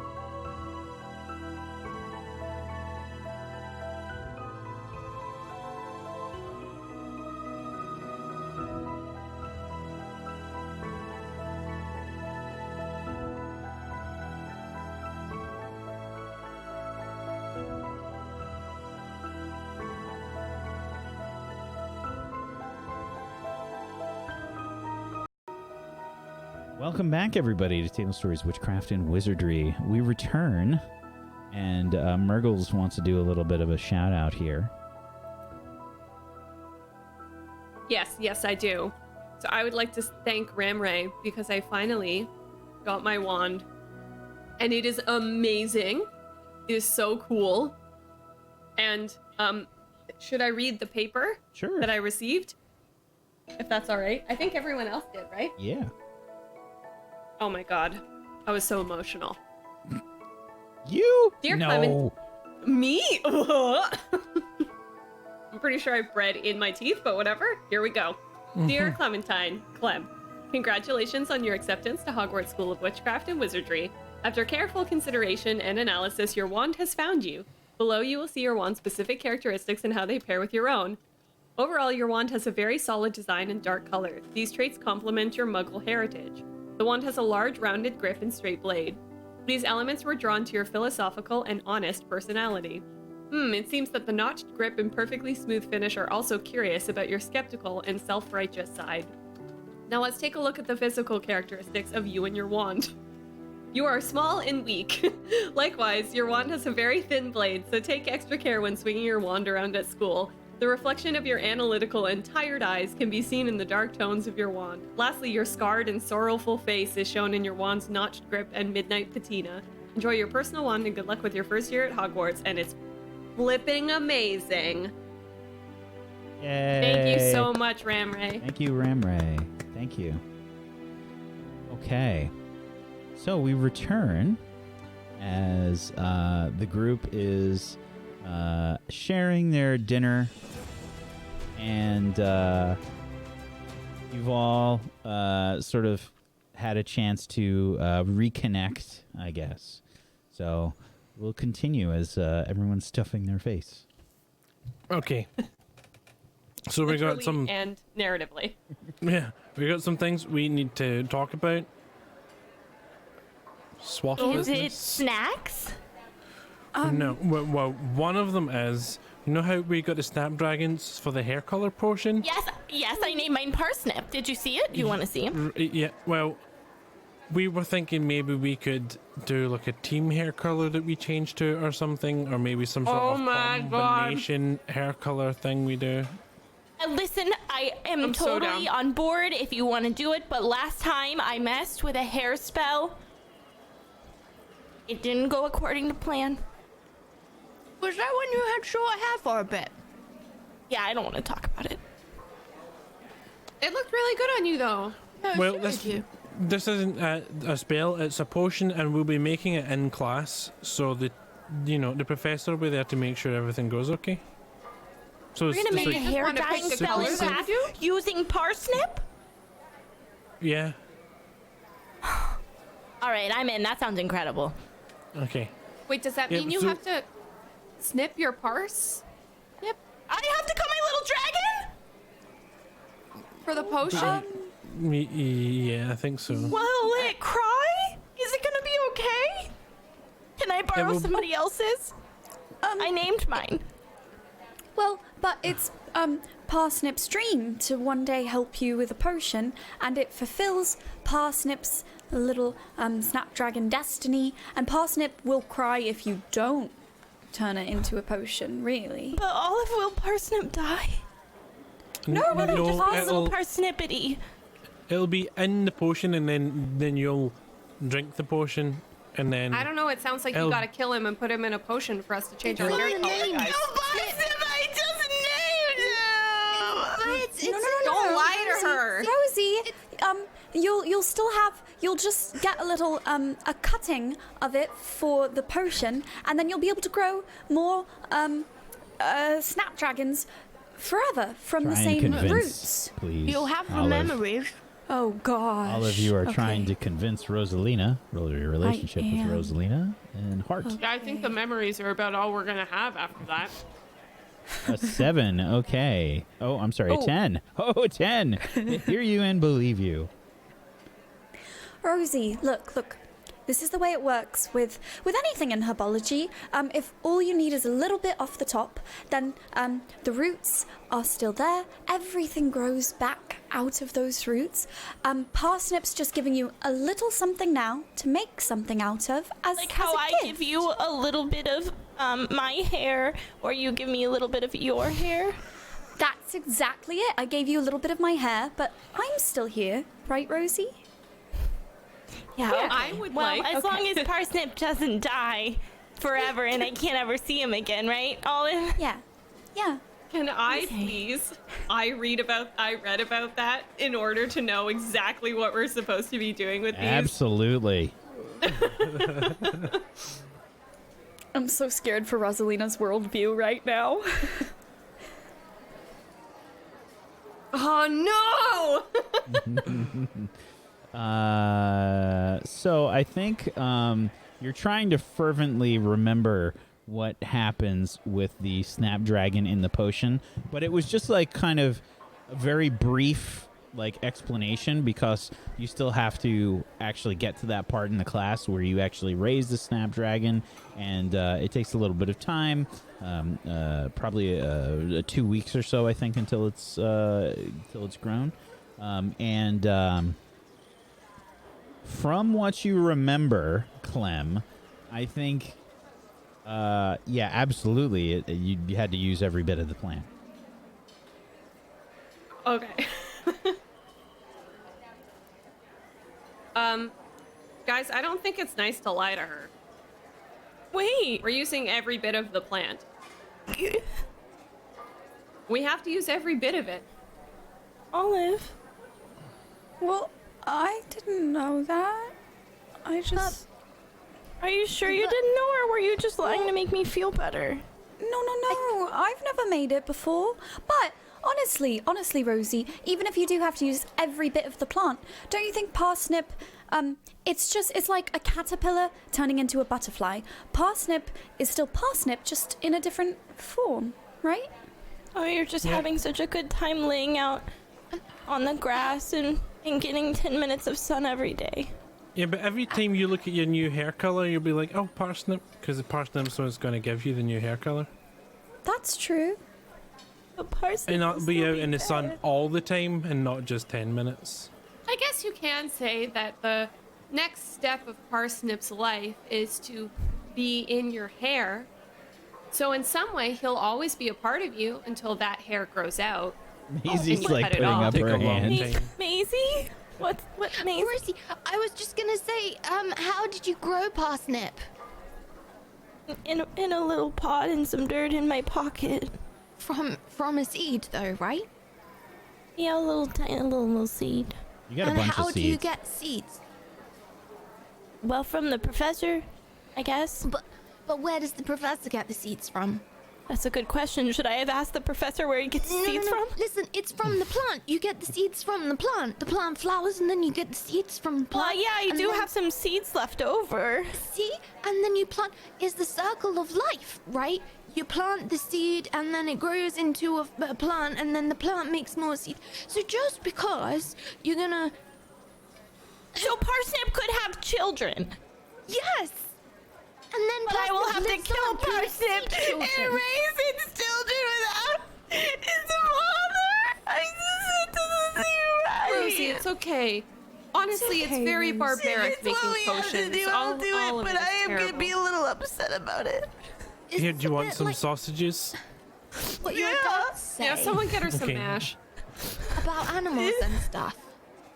It's the good I'm sausages. passing the mash along. Thank you. Well, thank you. That was inspirational in a way that I don't think was very heartwarming, but I needed to know it, so thank you. Okay. The other thing we've got to talk about is the shade. Well, it's kind of dark out Maisie right now, Alex. Goes white and shuts up. No, the Oh. What happened? Okay, what Did something happened? else happen? Is everybody okay? Can I just start? I'm just gonna touch everybody's face, like a Everybody's like a got mother. pocket mash on their face now. and like greasy sausage residue. Can't wait for puberty. What? Are you okay? Are you hitting puberty? What did the shade do to you? I lean over and take the mash with the tissue that I pulled out of my pocket, take it off Olive's face and then off Alex's face, and tap around and take it off Glamour's face. Clean them out. Thank you. Well, some stuff happened. So we don't have the key anymore. What? Did you lose it? How? You guys! But we just got it back. One of the professors has it. Which professor? That is very important. Professor Bovin wrapped it up in, what was it again, Alex? I think it was a cloth of warding. It was. Are we in trouble? No. No. I think they understood that all of this has kind of just happened to us since we got here. But we told Professor Longbottom, and then he took us to Professor Bovin, and Professor Bovin said Professor Longbottom? that. You guys talked to Professor Longbottom? Mm-hmm. He was. Why do you look like very that? helpful? What does that mean? Are you? Yeah, he's nice. First the ghost, and now this. Do you have a crush on Professor Longbottom? Wow. Yeah. Wow. Yeah, I Clem! cannot believe Clem! that my Clem friend. has a crush on Professor Longbottom. I don't have a crush on Professor Longbottom. Listen, he was just very nice to me. He came to my house and we had tea, okay? You like had normal tea with people do. Professor It was Longbottom? normal, okay? Okay, Clem, so he's really cute. I didn't have tea with anyone. Is it his little sweaters? Is it his cozy little sweaters? he's just nice. He was nice He's to very me. nice. It's nice to have crushes on nice people and not mean people. It'd be bad to have a crush on a mean person. That's And he true. gets me, you know? He just like gets me, but it's not like that. He just gets me like as a friend or something. Just a smidgen, Clem, just a smidgen of an age difference there, though. Shh. No, it's. You know what, Clem? You know what? That's true. You're very in love with nice. a ghost, so she can be in love with a professor. Anything's possible. Yeah, honestly, at the Hogwarts. professor's age difference is much less than the ghost's. That's true. Just like Okay. I think Like by a couple 100 years, to be honest. we're getting a little off track here. You're right. Aren't we we should supposed to go be saving back to Hogwarts? how many specific years in between you and the ghost boy. And what color That's a is that good again? idea. Rosie, stop it. I'm sorry. I'm sorry. Well, you said the thing about my parsnip, and now I'm feeling a little jaunty. Okay, so wait, hold on. I don't Professor know. Longbottom and the Defense Against the Dark Arts teacher took the key from us, and we're not in trouble? Are we stealing it back? I don't know what we would do with it right now, honestly. The Niffler? We could set the Niffler out, and the Niffler could. Find it, probably. No. The Niffler caused an awful lot of trouble last No, time. but you did get the key. And he's not us. Well, but we could barely get it back from him. Also, if we just let the His Niffler... pouch is disgusting. What if he stole something else from the headmistress? How do we control what the Niffler steals? We Wait, could the put a leash headmistress on has him. the key? We could put a leash on her. I don't think the Niffler's a good idea. I don't think we need to steal the key. Wait, why? But how will we use a leash on McGonagall? No! Oh my goodness! I'm so confused, think you guys. McGonagall So liked wait, that we're very not much. allowed to continue investigating this right. because we don't have the key and all the professors know that we had it in the first place? What part of secret swap society was this? Because now See, it everybody wasn't- knows and this- we can't do anything. This Well, wasn't apparently my everybody knew you had a decision. crush on Neville Longbottom, and I didn't, so I'm feeling a little. I didn't tell anybody, Rosie. I don't have a crush on him. That's a lie! It's okay if you do, Clem. She like waggles her eyebrows like you. Listen, Hear the eyebrows waggling. it would be insane of me to have a crush on the first person who was nice to me in the wizarding world, okay? That would be crazy, so that's not happening. I mean, it would make sense. Trust is very attractive. But if you had a crush on the second person who was nice to you in the wizarding world, that would mean you had a crush on me. You have a crush on me? No. Okay, just checking. See, that was a very different no to the no when you were talking about Mr. Longbottom. You guys, oh Very my god, different when kind did this of no. become an interrogation on who I have a crush on? Which This isn't an none of it's interrogation. true. How are we supposed to be a good team if we don't know all of the things about each other and have each other's back? It's a very good point. That's what makes teams I strong. don't understand how explaining my not crush on Professor Longbottom has anything to do with finding the key or solving the shade mystery that we can no longer solve because apparently all of the teachers are in on it. Well, not all of them, just 2. Yeah, that's not all of them. That's a significantly less percentage than Well, all of them. Maybe like 3. Yeah, but the Professor headmistress too, Longbottom, right? yeah, that's what I mean. Headmistress, Professor Longbottom, Well, she's Professor not. I mean, the Bolton. headmistress kind of like owns the teacher brigade, right? They have a Yeah, and she's, Do they do she's parades? intimidating. Maybe. Incredible. Well, I do think, though, even if the professors do know about this, we can still investigate. We just have to be very stealthy about it. I have a question. Does anybody know what the cloth of warding does? Because, like, when you don't have parents, don't you get a ward? Can I? Or is Oh, it yeah, a that's like cloth my of grandma. Warding. Is it gold? Can I roll and I read about that to Sure. explain what a cloth of warding does? I think Absolutely. I have +1 from my previous All right. my end of session rolls. Yeah, +1 to I read rolls. All right. And it's already on a 2, so. I had Oh a my. +3 and I still failed.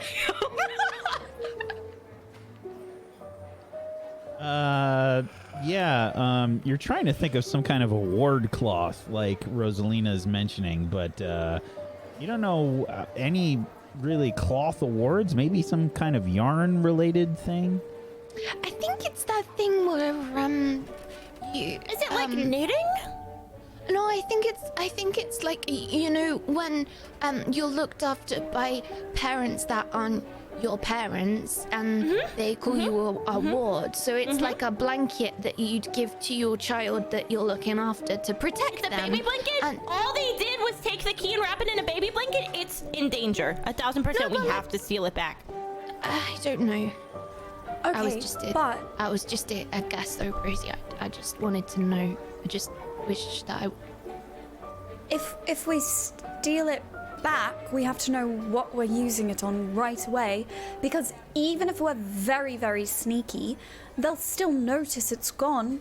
So we would have to be ready to go, and we don't know what it unlocks. Yeah, if it's disappeared, we don't need dumb the to key. steal it No. back, guys. I'm with Alex. I think we don't know what we would do with it, so let's just, the professors will handle it, and in the meantime we should investigate other avenues. I don't want Yeah. to steal the key either. That was our biggest key, though, guys. Like, what are we gonna choose after? Well, I think we should maybe look at the different places. We've seen the ghost for sure, and we need maybe a map or something so we can mark it down or just draw roughly so we can see all the places where it was, and then like triangulate the positions or something to find out. I don't know, something just so we need to be able to see everything we know. We should write everything down, which is Alex, probably we a bad pull idea. A lot of parchment, like crumpled up parchment out and spread it on the table. Oh, it's so All right, dirty what am I already. drawing? It took 3.5 seconds for that to just get so dirty. What? The way that Rosalina eats, you're gonna tell me that It's that perfectly place. clean, crumpled paper with a little frosting mash on it. I don't know. It's not dirty. It's And then seasoned. it's been placed on a table with a bunch of food. seasoned. Alex, I'm ready. What are we writing down? There's an Alex, I have a question. Oil stain is slowly expanding. Yeah. My pen is slipping out of my greasy hand. Yeah. My question is, now that all of the professors and the headmistress of Hogwarts knows that we are actively and have continued to actively investigate this, how are we gonna get outside at the middle of the night without being seen or known about? Okay. I'm just saying, Yoga. I'm raising some alarm bells. Okay? Yoga. It was I- fine. You would just join my yoga club. I don't think we need to. So, I didn't tell them that we had been investigating anything. I just kind of like things Yeah, had but- happened, and But Alex, you told the headmistress in the first place.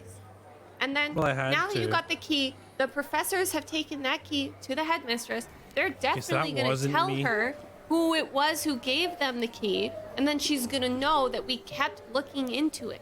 we didn't know the key was related. Yeah, Alex did a very good job with his cover story to the headmistress, and we had no idea the key was related. Also, how many mysteries are there going on at Hogwarts at once? If we found one key unrelated to the thing that Alex went to her about, then, it's just a coincidence. They can't. Insufficient evidence. Yeah, and I would Maybe the definitely say that I'm smart enough not to promise not to do something and then just go ahead and do it. But that's what you did. Right, Maybe but she that's what doesn't know we did. that. Just solve the mystery. I mean, we told them what was happening. I'm just high-fiving Alex as he says that Yep. silently. So, I'm That's just our saying, com- I feel like if this is what you guys want to do, of course I'll go with you. But I'm basically just saying we should all get ready to be expelled, because it sounds like, I mean, I didn't know that you could get expelled for such things as going into another house common room, and apparently even that gets you expelled. So of course this would get us expelled, but But you didn't get It won't- expelled. we won't break any rules. by the skin of my Yeah, little we baby will. teeth. Let's be real Why here. do you still have your baby teeth, Clem? You should have your adult teeth by now. It was just a saying. I don't actually have them. I was concerned. We need to see a dentist. Wait, do wizards go to dentists? Yeah, do they? What's Are a your dentist? teeth okay? Right, What's a so, dentist? Oh my god. I cannot believe I was raised a muggle when this existed! we Do you even brush your teeth? we need to get back on topic. So, I don't think we need to worry. We're not going to break any rules. We're just gonna do. Alex, how many ghosts show up during the day? Ghost boys show up during the day. Well, they'll show up, and every time we showed up so far, mostly it's been when we have been allowed to be outside of our dorms. I have a plan. It's a pretty good plan, so I would consider listening to me. We dress up. Well, not us, actually, just all of Stop that.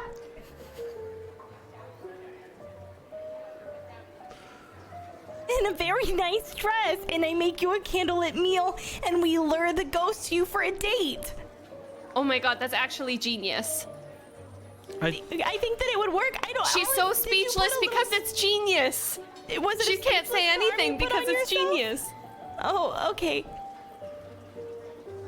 Wait, Olive, I don't know what you did, but did you lose your voice because you're so in love with the ghost? Yeah, she's so No, speechless. I'm just trying to think of what to say because I could take one for the team with that. I think that's I'm willing to do that. thinking for- roast Yeah, teeth if you were with a if you were soup and a little side salad. I'll light 2 candles in the middle of the table, and we'll put you in a pretty dress.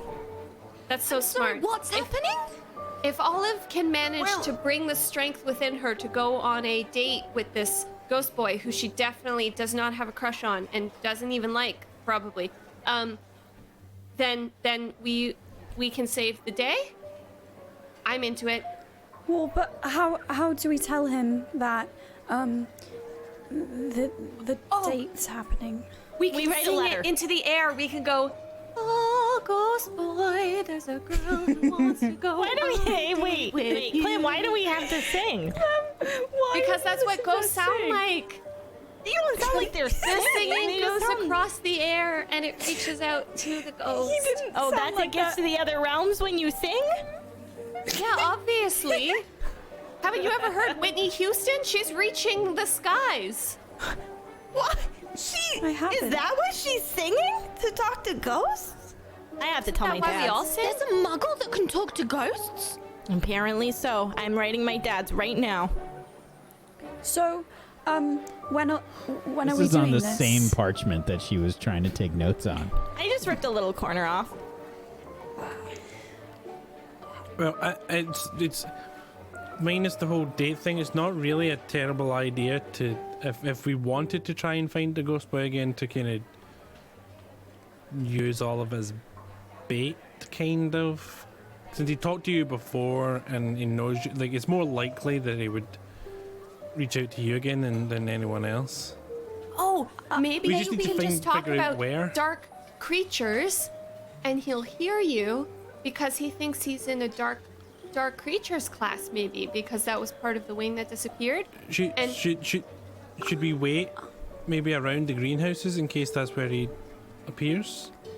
Well, last to time get a table. he came to me in the hospital wing, and then we went to the library together, and then we went from the library out into the grounds, and that's where I lost him. So maybe the library. So romantic. He like you came hold to see you hands? at the hospital and then brought you to a library. Library. Oh my God, She went sorry. on a date and didn't even tell us. I know. Maybe he was trying to. When he took you, did he? Are you okay? Yes. Sorry. When he took you outside onto the grounds, did he try and take you round towards the vegetable garden? Did he go round that way? Because remember that's where it used to be. Maybe he was trying to take you there. What direction did you go? Honestly, we started walking that direction, but he got so upset over me telling him. Oh, that. we need a convince roll. I'm gonna be real honest. I straight up don't remember. I'm trying really hard to remember. That was like 2 months ago. So I'm trying to convince myself what happened. Okay. Yeah, so keep it up with your story. I genuinely, I'm gonna out of character for a second. I genuinely do not remember the order that these events. If you want to tell the truth, you jumped Yeah. out the library window. Oh, I did. Yes. Oh, I jumped out the library window. And you did not make it Okay. anywhere close to the vegetable garden. I didn't. Okay. All right. I am trying to tell the truth here. I was just trying to remember. So I'm going to.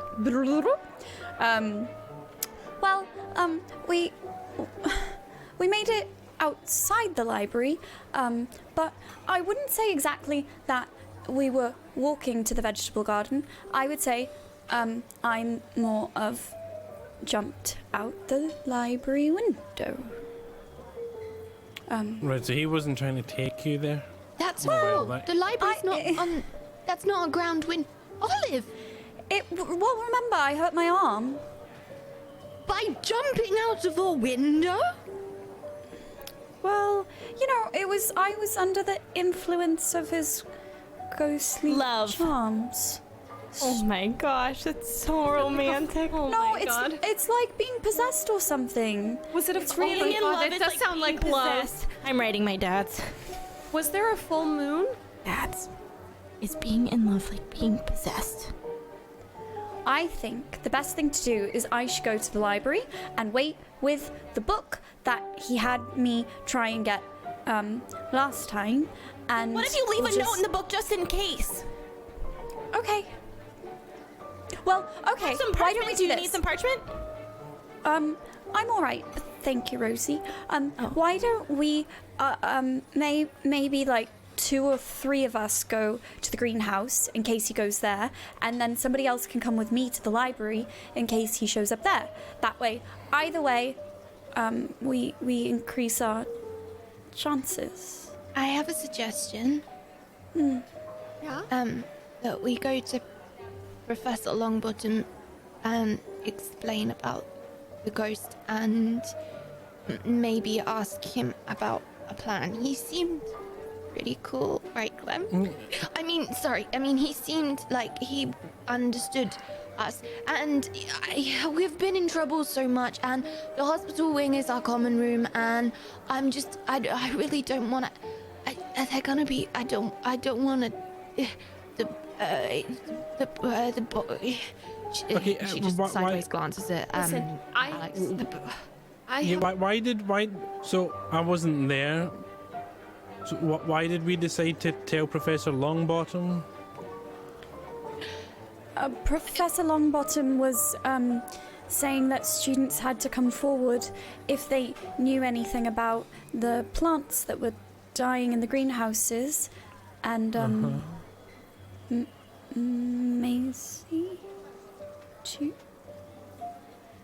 Okay, well, I mean, if you guys want to go talk to Professor Longbottom, I mean, like, I already kind of have, like, a rapport with him, so I could go and I could talk to him for us. But, you know, like, chill. Hey, Clem, do you want to give him one of my cookies and say it's from you?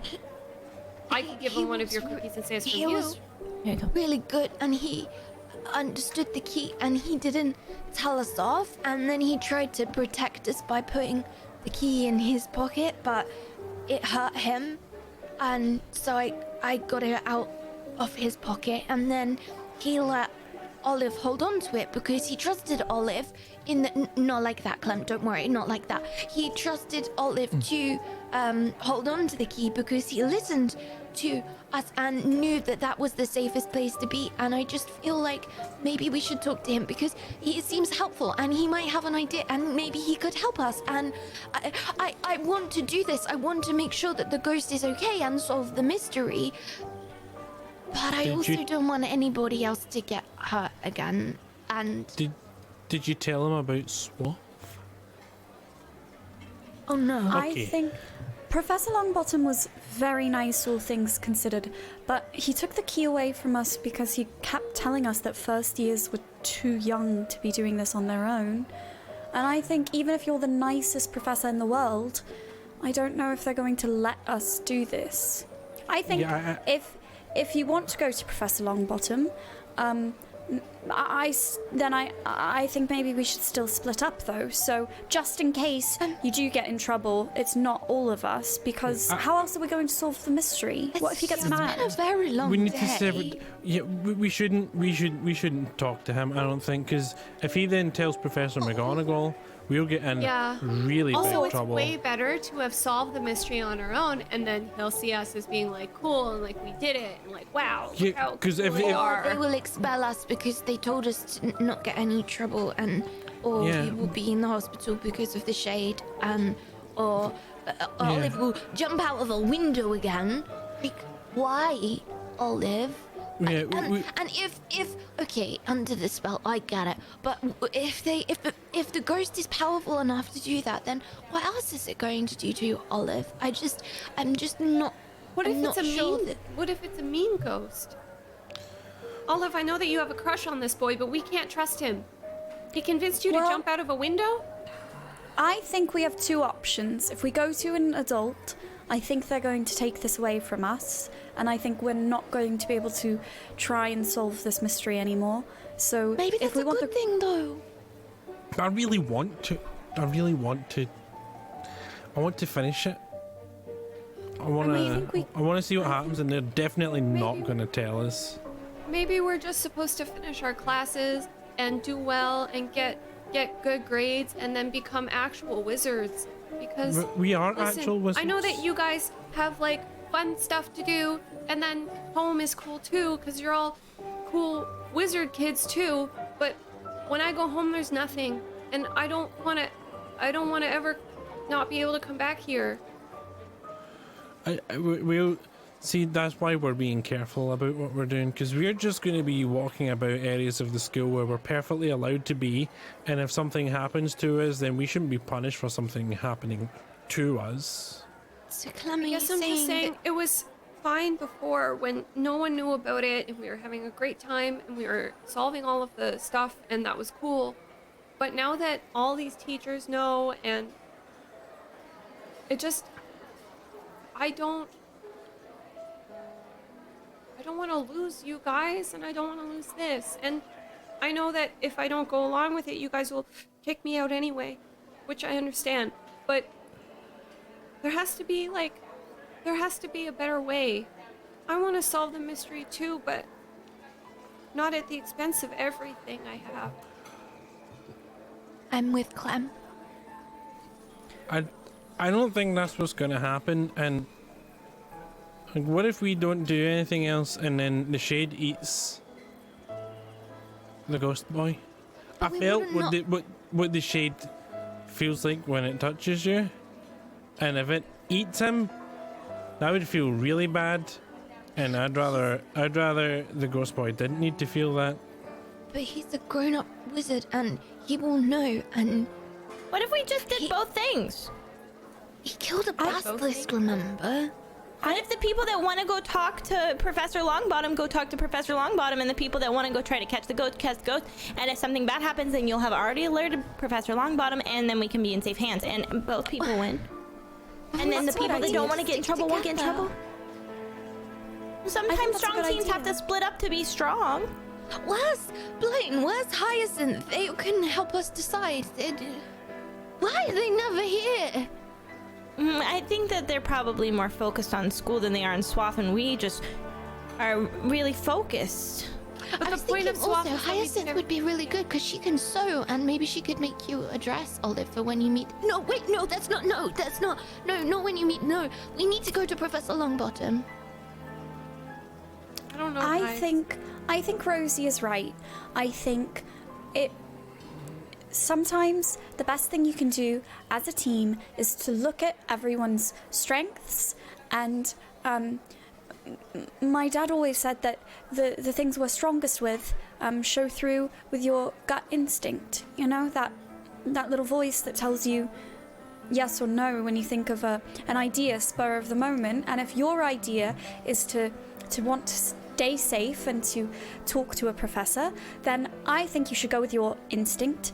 And for all we know, you talking to Professor Longbottom will keep him busy so we can get things done elsewhere. And then everyone in SWAF is comfortable with what they're doing, and we're all making progress, and no one's getting expelled, right? But my instinct is to tell Professor Longbottom, but my instinct above that is that SWAF should stick together.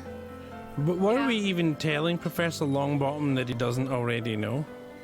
Isn't he filled Well, in I on honestly almost don't. everything anyway? That's the point, he knows. And then we would just be going and doing something, and he already knows, so he should help to, I don't... Well, I if we're going to be near the greenhouses, he'll probably be nearby there anyway. Well, why So- don't we Okay, just go here's to the the plan. We greenhouse just- and see if we we go to the encounter... greenhouse. We go during the day. We don't do anything at night. We follow Why the don't we go rules. right now to the greenhouses, and we'll just see if we run into a ghost or Professor Longbottom, Okay. and that'll kind of dictate what we do right away. And if there's neither of them there, then we can continue the conversation.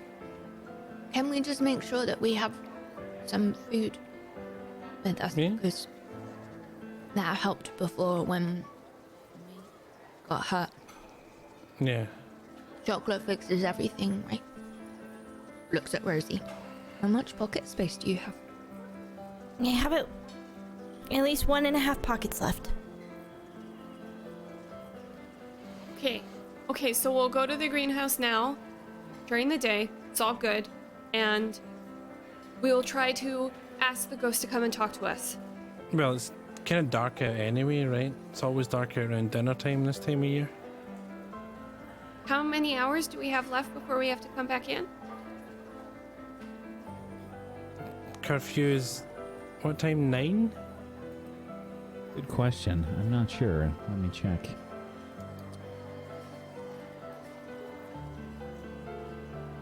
It's probably about that time. Oh, 10 p.m. Yeah, we've got plenty of time. We've got like hours, 4 hours, 5 But hours. what time so. does it get dark? It's probably about, I would say 6:30 or so now. Okay. Yeah. So it's dark probably now. already dark. Yeah. Yeah. So do we go in the dark? Yeah. Okay. We'll go in the dark. All of you have to call him. You have to call him the only ways that you know how. Whatever you have to do. Feel your heart grow with crush or something and ask him to come and talk to us. And we figure out his name. See if we can get his name this time. That'd be good. Maybe Yeah. if you call him like Ghost, Ghost, and then he'll be mad and be like, why did you call me Ghost? And then you can say, well, I didn't know your name, and then he'll tell you his name. He doesn't really seem to work that way, but we can try. Last time I called him a ghost, and then I had to jinx him and float his Petrificus Totalis body across the grounds. Yeah, if I didn't know I was a ghost and somebody called me a ghost, I think I'd have a panic attack. So maybe call him Boy. Boy! We'll figure it out Oi! once we're there. Is You're the- everyone ready? Yeah. I don't Okay. feel good about this, but you know him, Olive, and if you know him and you know him best, and if you think that this is the right thing to do, then I'll come because I want us to stick together and do the right thing. I just really don't want to go. I just don't want you to jump out of any more windows, Yeah, Well- honestly, all of you should really. No guy is worth jumping out a window for, you know? Well, we won't know how it goes until we try. So, I'm ready when you are. I'm ready to. Okay. Let's go then. I have cookies, so ready to go. To be My clear, parchment. where are you going? Towards the greenhouse. Greenhouses. Greenhouse. Okay. Off you go. Belly's full. Towards the greenhouses.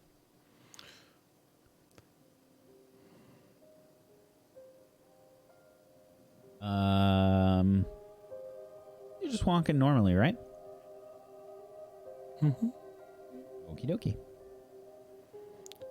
If anyone asks, we're going to check how the plants are potted so that when we pot our dragons, we do it properly. I'm really worried about Parsnip, I'm going to be honest with you. And I want to know if his sons will grow. Okay. I think his sons should grow. They should.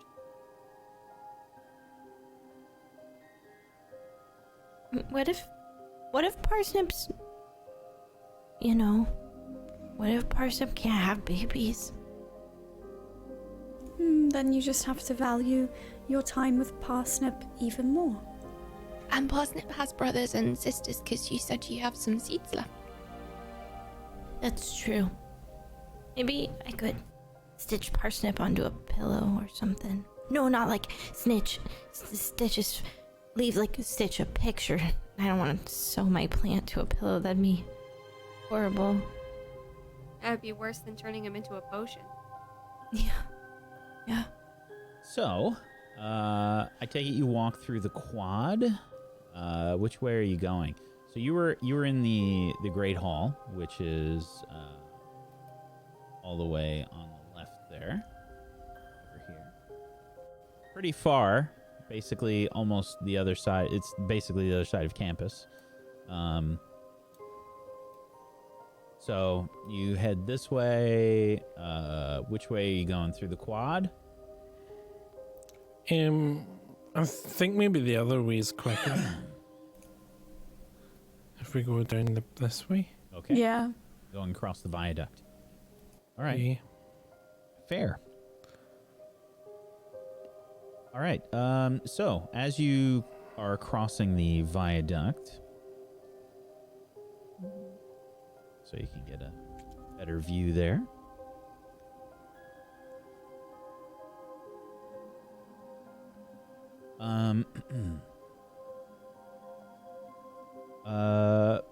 There There are torches and things that are lit up, but it's mostly pretty dark out. It's past dusk at this point, and it's basically gotten all the way dark. You're making your way across the viaduct, and does anyone have any other light, or are you just relying on the torches from the... I'd like to cast Lumos. Okay. Cast a spell for me, please. It's not in my spell bank. It's gonna go horribly wrong.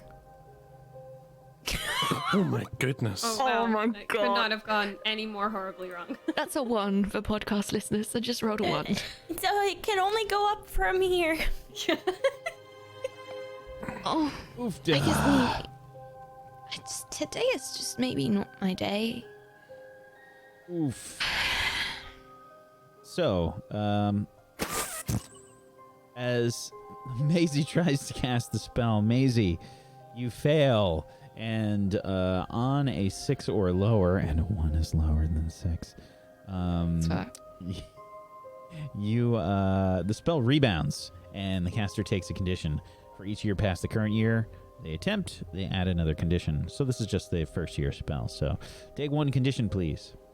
I think we're going back to dazed in a very similar way that we were earlier with the light. I mean, it makes sense because it's Lumos, right? In a very similar way that we were dazed earlier by Alex's backfiring Bogart situation.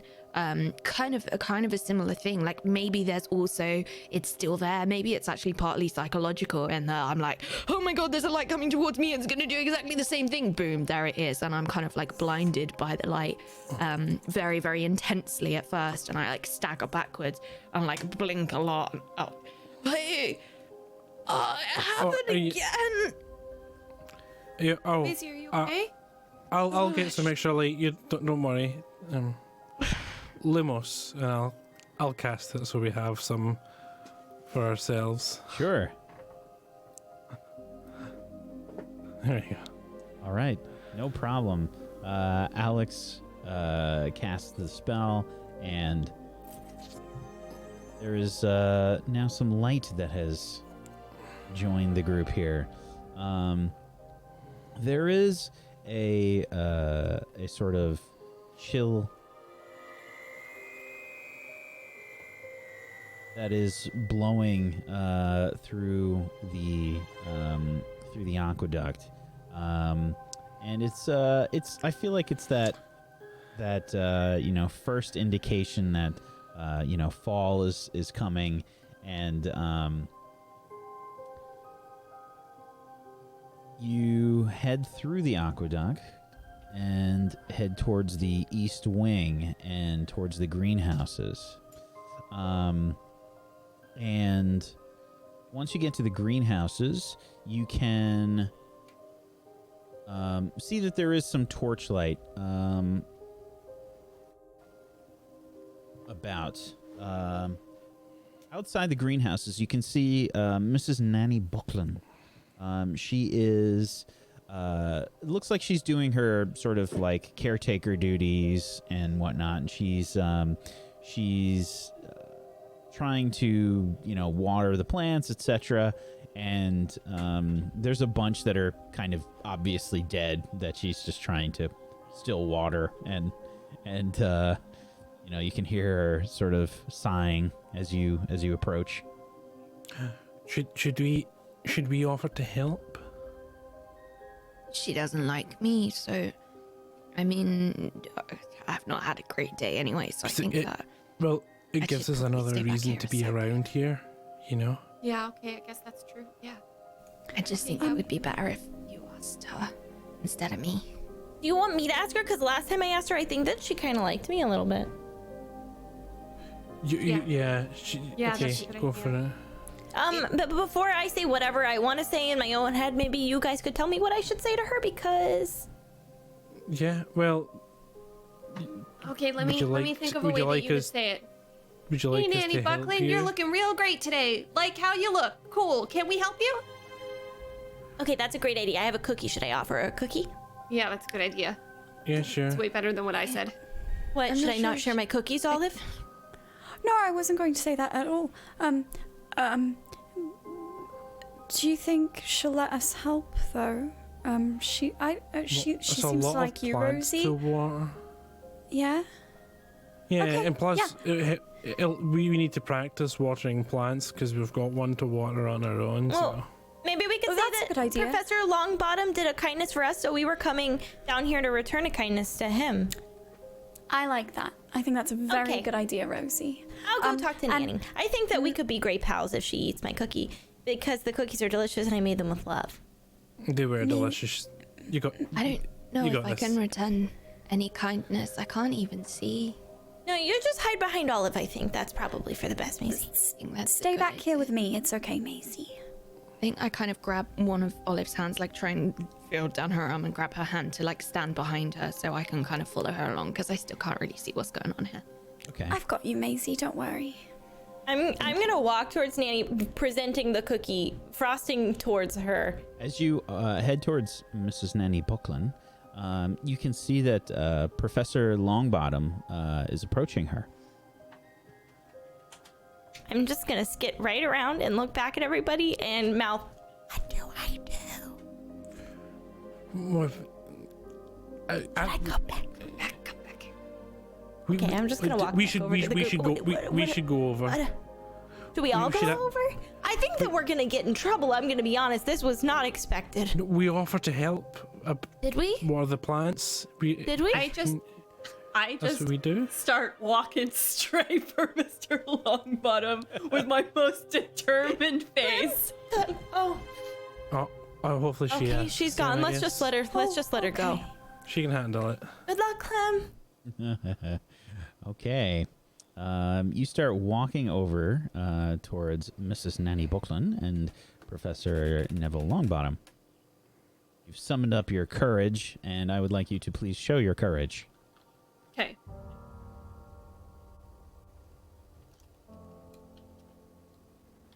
Oh, that's a 10.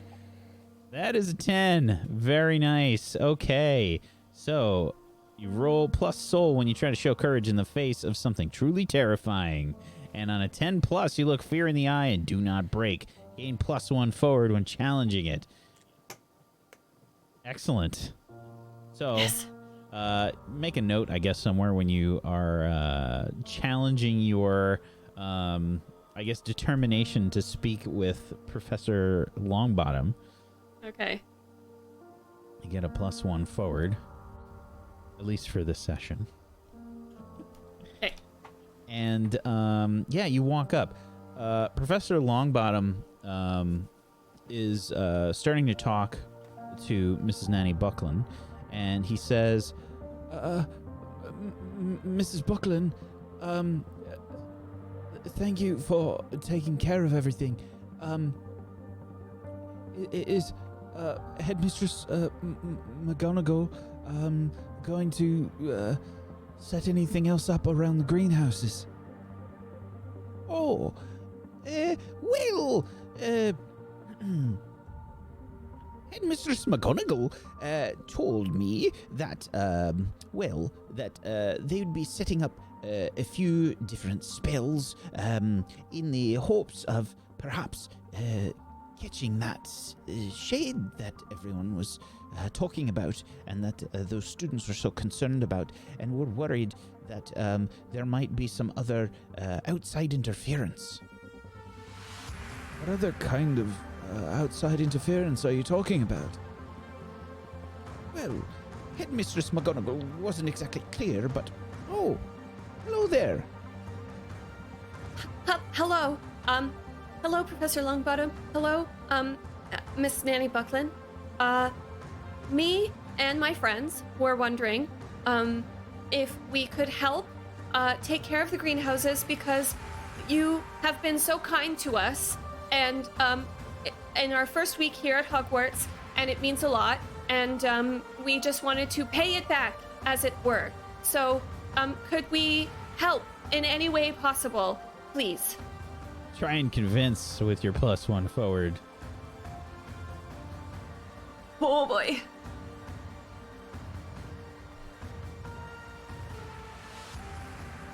Oh!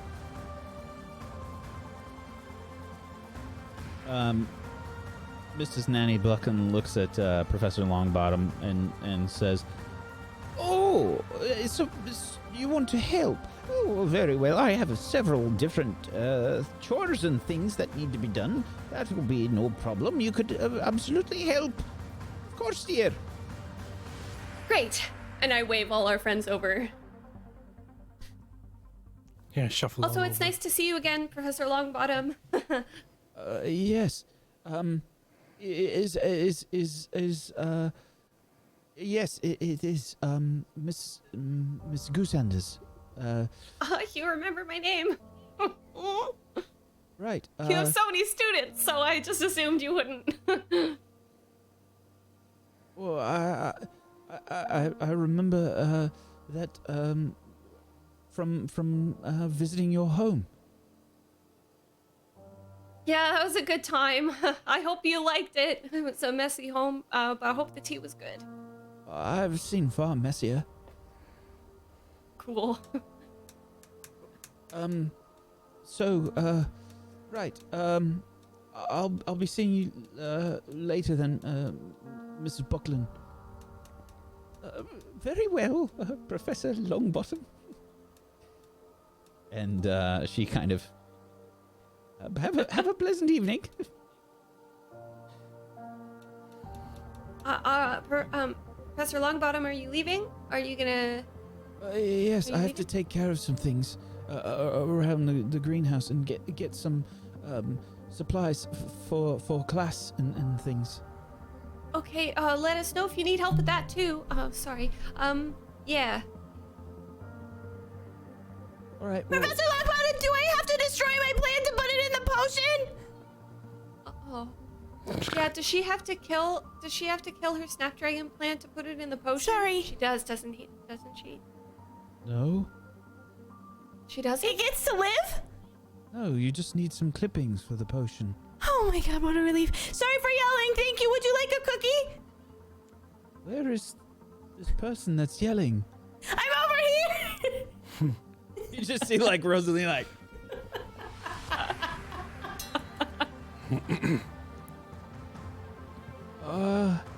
I'm good, thanks. Okay, no big deal. Thank you again. Good night, everybody. Oh, good night, Professor Longbottom. See you later. Yeah, see you later. So he leaves. Okay. Mrs. Nanny Buckland, she's got like her she's got like an apron on over her robe.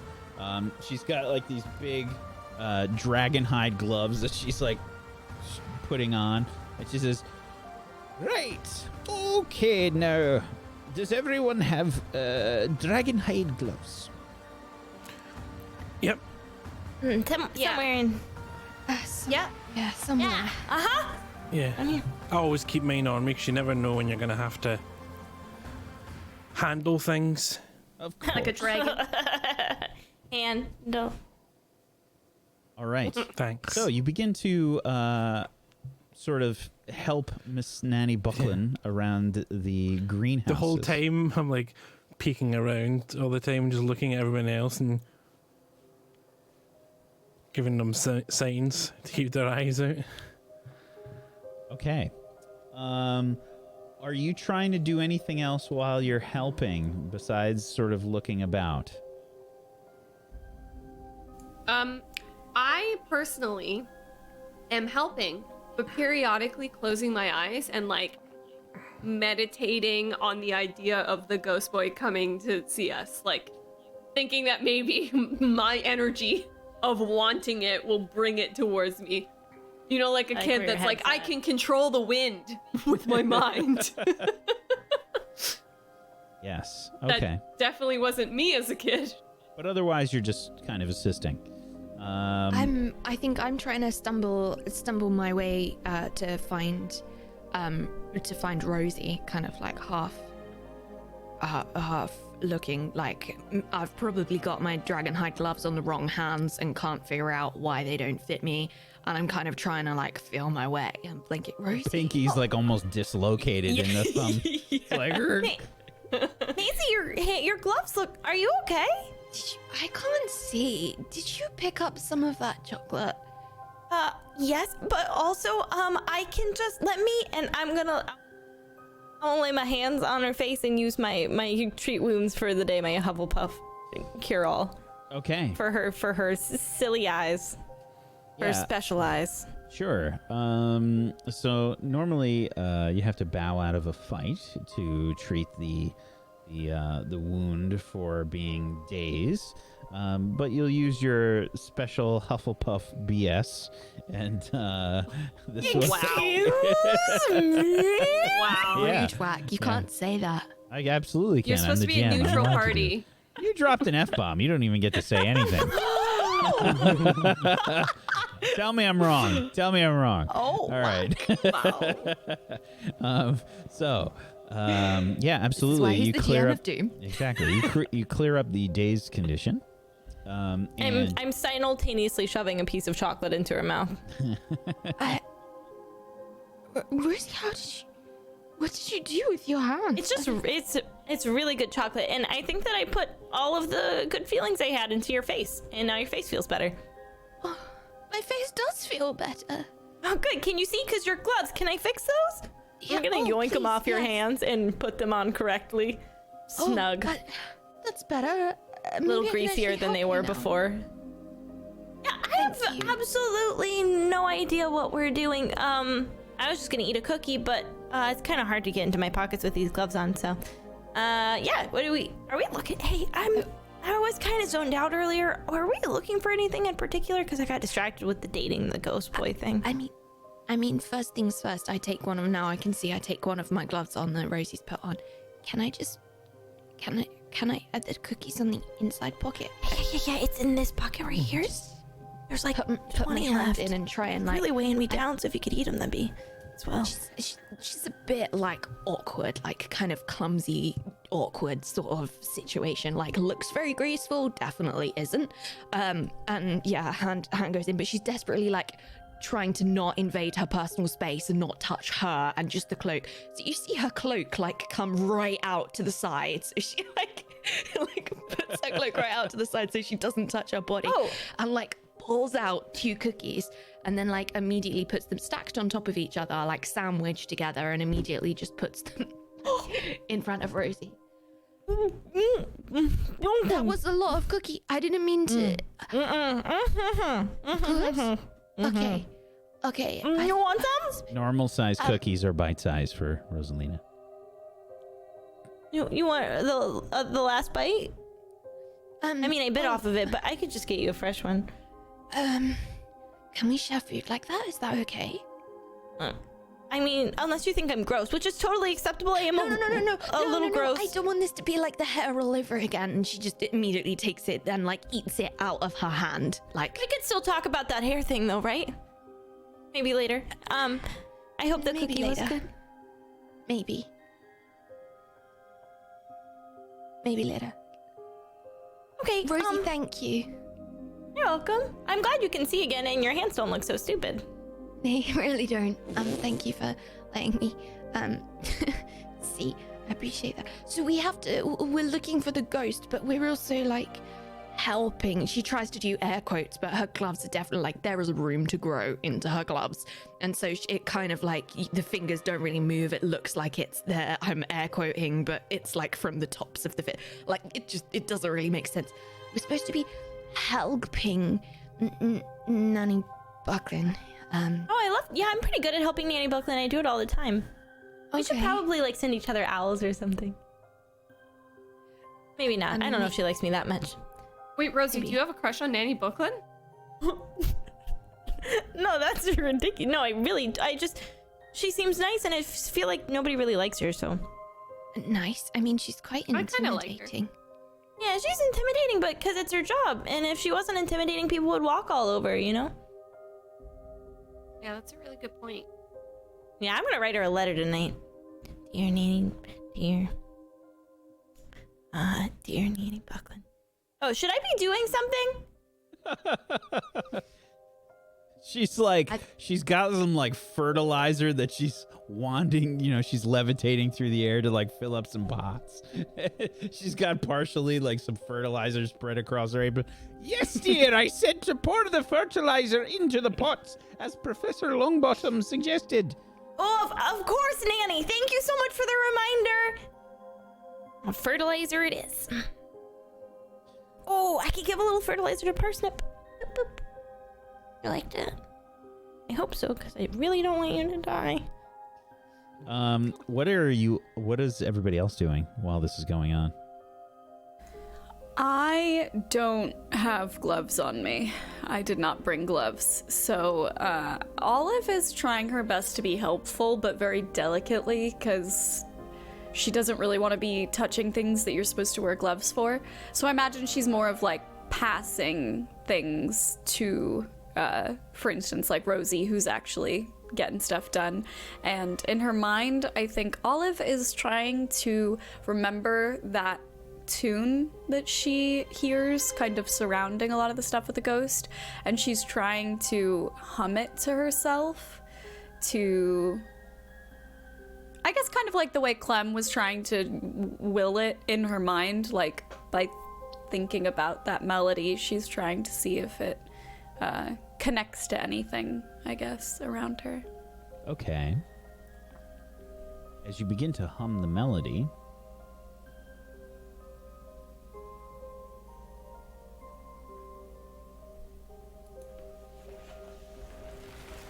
several of the plants begin to react. And they start to grow and grow.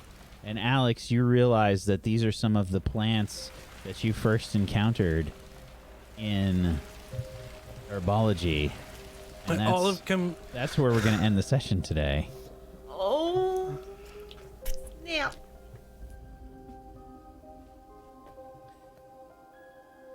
Good session, everybody. Good session. Very well done. Well done. It's time to do our end of session stuff. We have some end of session mechanics to do in this system. It went really fast, but yeah, it's the end of the session time. It did go really quick. Okay. Yeah, it did. Yeah, what the heck? It's just a second ago. I was eating 2 cookies at once. Yeah. It's time to do some end of session stuff. So let's do that. First things first, for end of session, you get to choose if you would like to add a +1 or a -1 to one of your relationships with the other cast, the PCs. If you do a -1, you also get an XP if you feel like you have sort of had your relationship worsen with that person. Worsen with that person. Who would like to go first? I think I'll go mine's really first. obvious. All right, Olive. Alexander gets my +1 this week. I felt like they had more moments together than normal where they were just on the same page with like team planning, and I felt like they shared a lot of the same like values and ideas for how they wanted to approach the mystery at Hogwarts. And I think that was a nice little bonding thing for them. I think they're finding more and more common ground together. Excellent. All right. Thank you. Who's next? I think I would mine like to has second. Sorry. I was just gonna say the same. Mine definitely goes to Alexander. I don't see how it would not, even though Olive did this incredible card. It was Alex that she trusted and that listened to her when she was really like saying something that was very, very hard. And I think it has to go to Alex.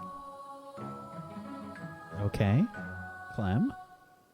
Yeah, I'm gonna give mine to Alex as well, because we had that fight that last episode, and this time he was brave enough to apologize, and which he didn't even really have to apologize for, so I appreciate it. Yeah. Thank you. Who's next? My +1's gonna go to Maisie. I felt like I grew closer to a bunch of the characters this week, but that was a really big thing for Maisie to share that. and especially with just him. So it felt like there's a new kind of trust between them that wasn't really there before. So yeah, Thank you. I'm feeling very conflicted. Because Olive was very convincing about my plant not having to die, but then Maisie told me my plant was going to die, and I don't feel negatively towards either, but I feel kind of apathetic about the entire situation. I believe it was Clem that told you your plant was going to die. Sorry, did I say Maisie? I meant Clem. I'm sorry. Yeah, it was definitely me. So, I think because Olive was so convincing that my plant was going to a good place with her role, I think in Rosie's brain, that was the most optimistic option, and she's going to give her +1 to that because she doesn't like the idea of Parsnip dying. They've been so close for so short a time. Okay. Thank you. All right, everybody. It's time for the house points rolls and how you did in your classes in your school. So, everybody, please make a mind roll for how well you did in class until the next session. do conditions apply to this roll? Yes, they do. Smash. Oof. Oof. Oh my god. Oof. I can't believe I rolled a 12. Gryffindors. If I didn't have that condition, I would have got a 10 plus. How do we do this, Gryffindors? How? Oh. Okay. Oh, well, we don't. So, before the rolls started, let's just give everybody a quick, if you didn't notice at the top of the screen there, Gryffindors are currently in the lead with 82 points. They have come back. They have gotten themselves way up there on points. Hufflepuff have not been having the best luck, and they're at 10 points. Ravenclaws close in second with 75, and Slytherin have been making a little bit of a comeback at 40 points. So, we had the cast roll here, and on a 10 or higher, that's 10 points earned for your house. On a 7 to a 9, that's 5 points earned for your house. And on a 6 or lower, that's minus 5 points earned for your house. And I will be making rolls to compensate for the fact that we've got different amounts of people here in each house. So, the Gryffindors. Maisie with a 12, Olive with an 11, and Clem with a 5. That's 20 minus 5. That gives us a 15 for Gryffindors for this roll. Very nice overall, Gryffindors. That puts you at 97 points. 97 points. Next up, the Hufflepuffs. Uh-oh. Minus 5 to start out. And, let's see, I will be making 2 rolls to see how we do here. We're at 5 right now so far. Total points for Hufflepuff is bad. Bad. Sorry, Rosalina. Let's see if I can help you out. I did not. That puts us at 0. We're at 0. I got a minus 5. Last roll. Last roll. Let's hope to get back to 10. Come on. Big numbers. That's a 6. We can't get negative, so we're at 0. How are we supposed to succeed if I am just so stupid? All right, Ravenclaws are going to start with a +5 from Alexander. A +5, and we'll roll the blue dice. We'll roll the blue dice. Here we go. Let's see. That's an 8. That's another 5. That's 10 plus so far for Ravenclaw. And a 10. That is another 10 for Ravenclaw. That puts them at 95 points. Hot on the heels of Gryffindor. All right,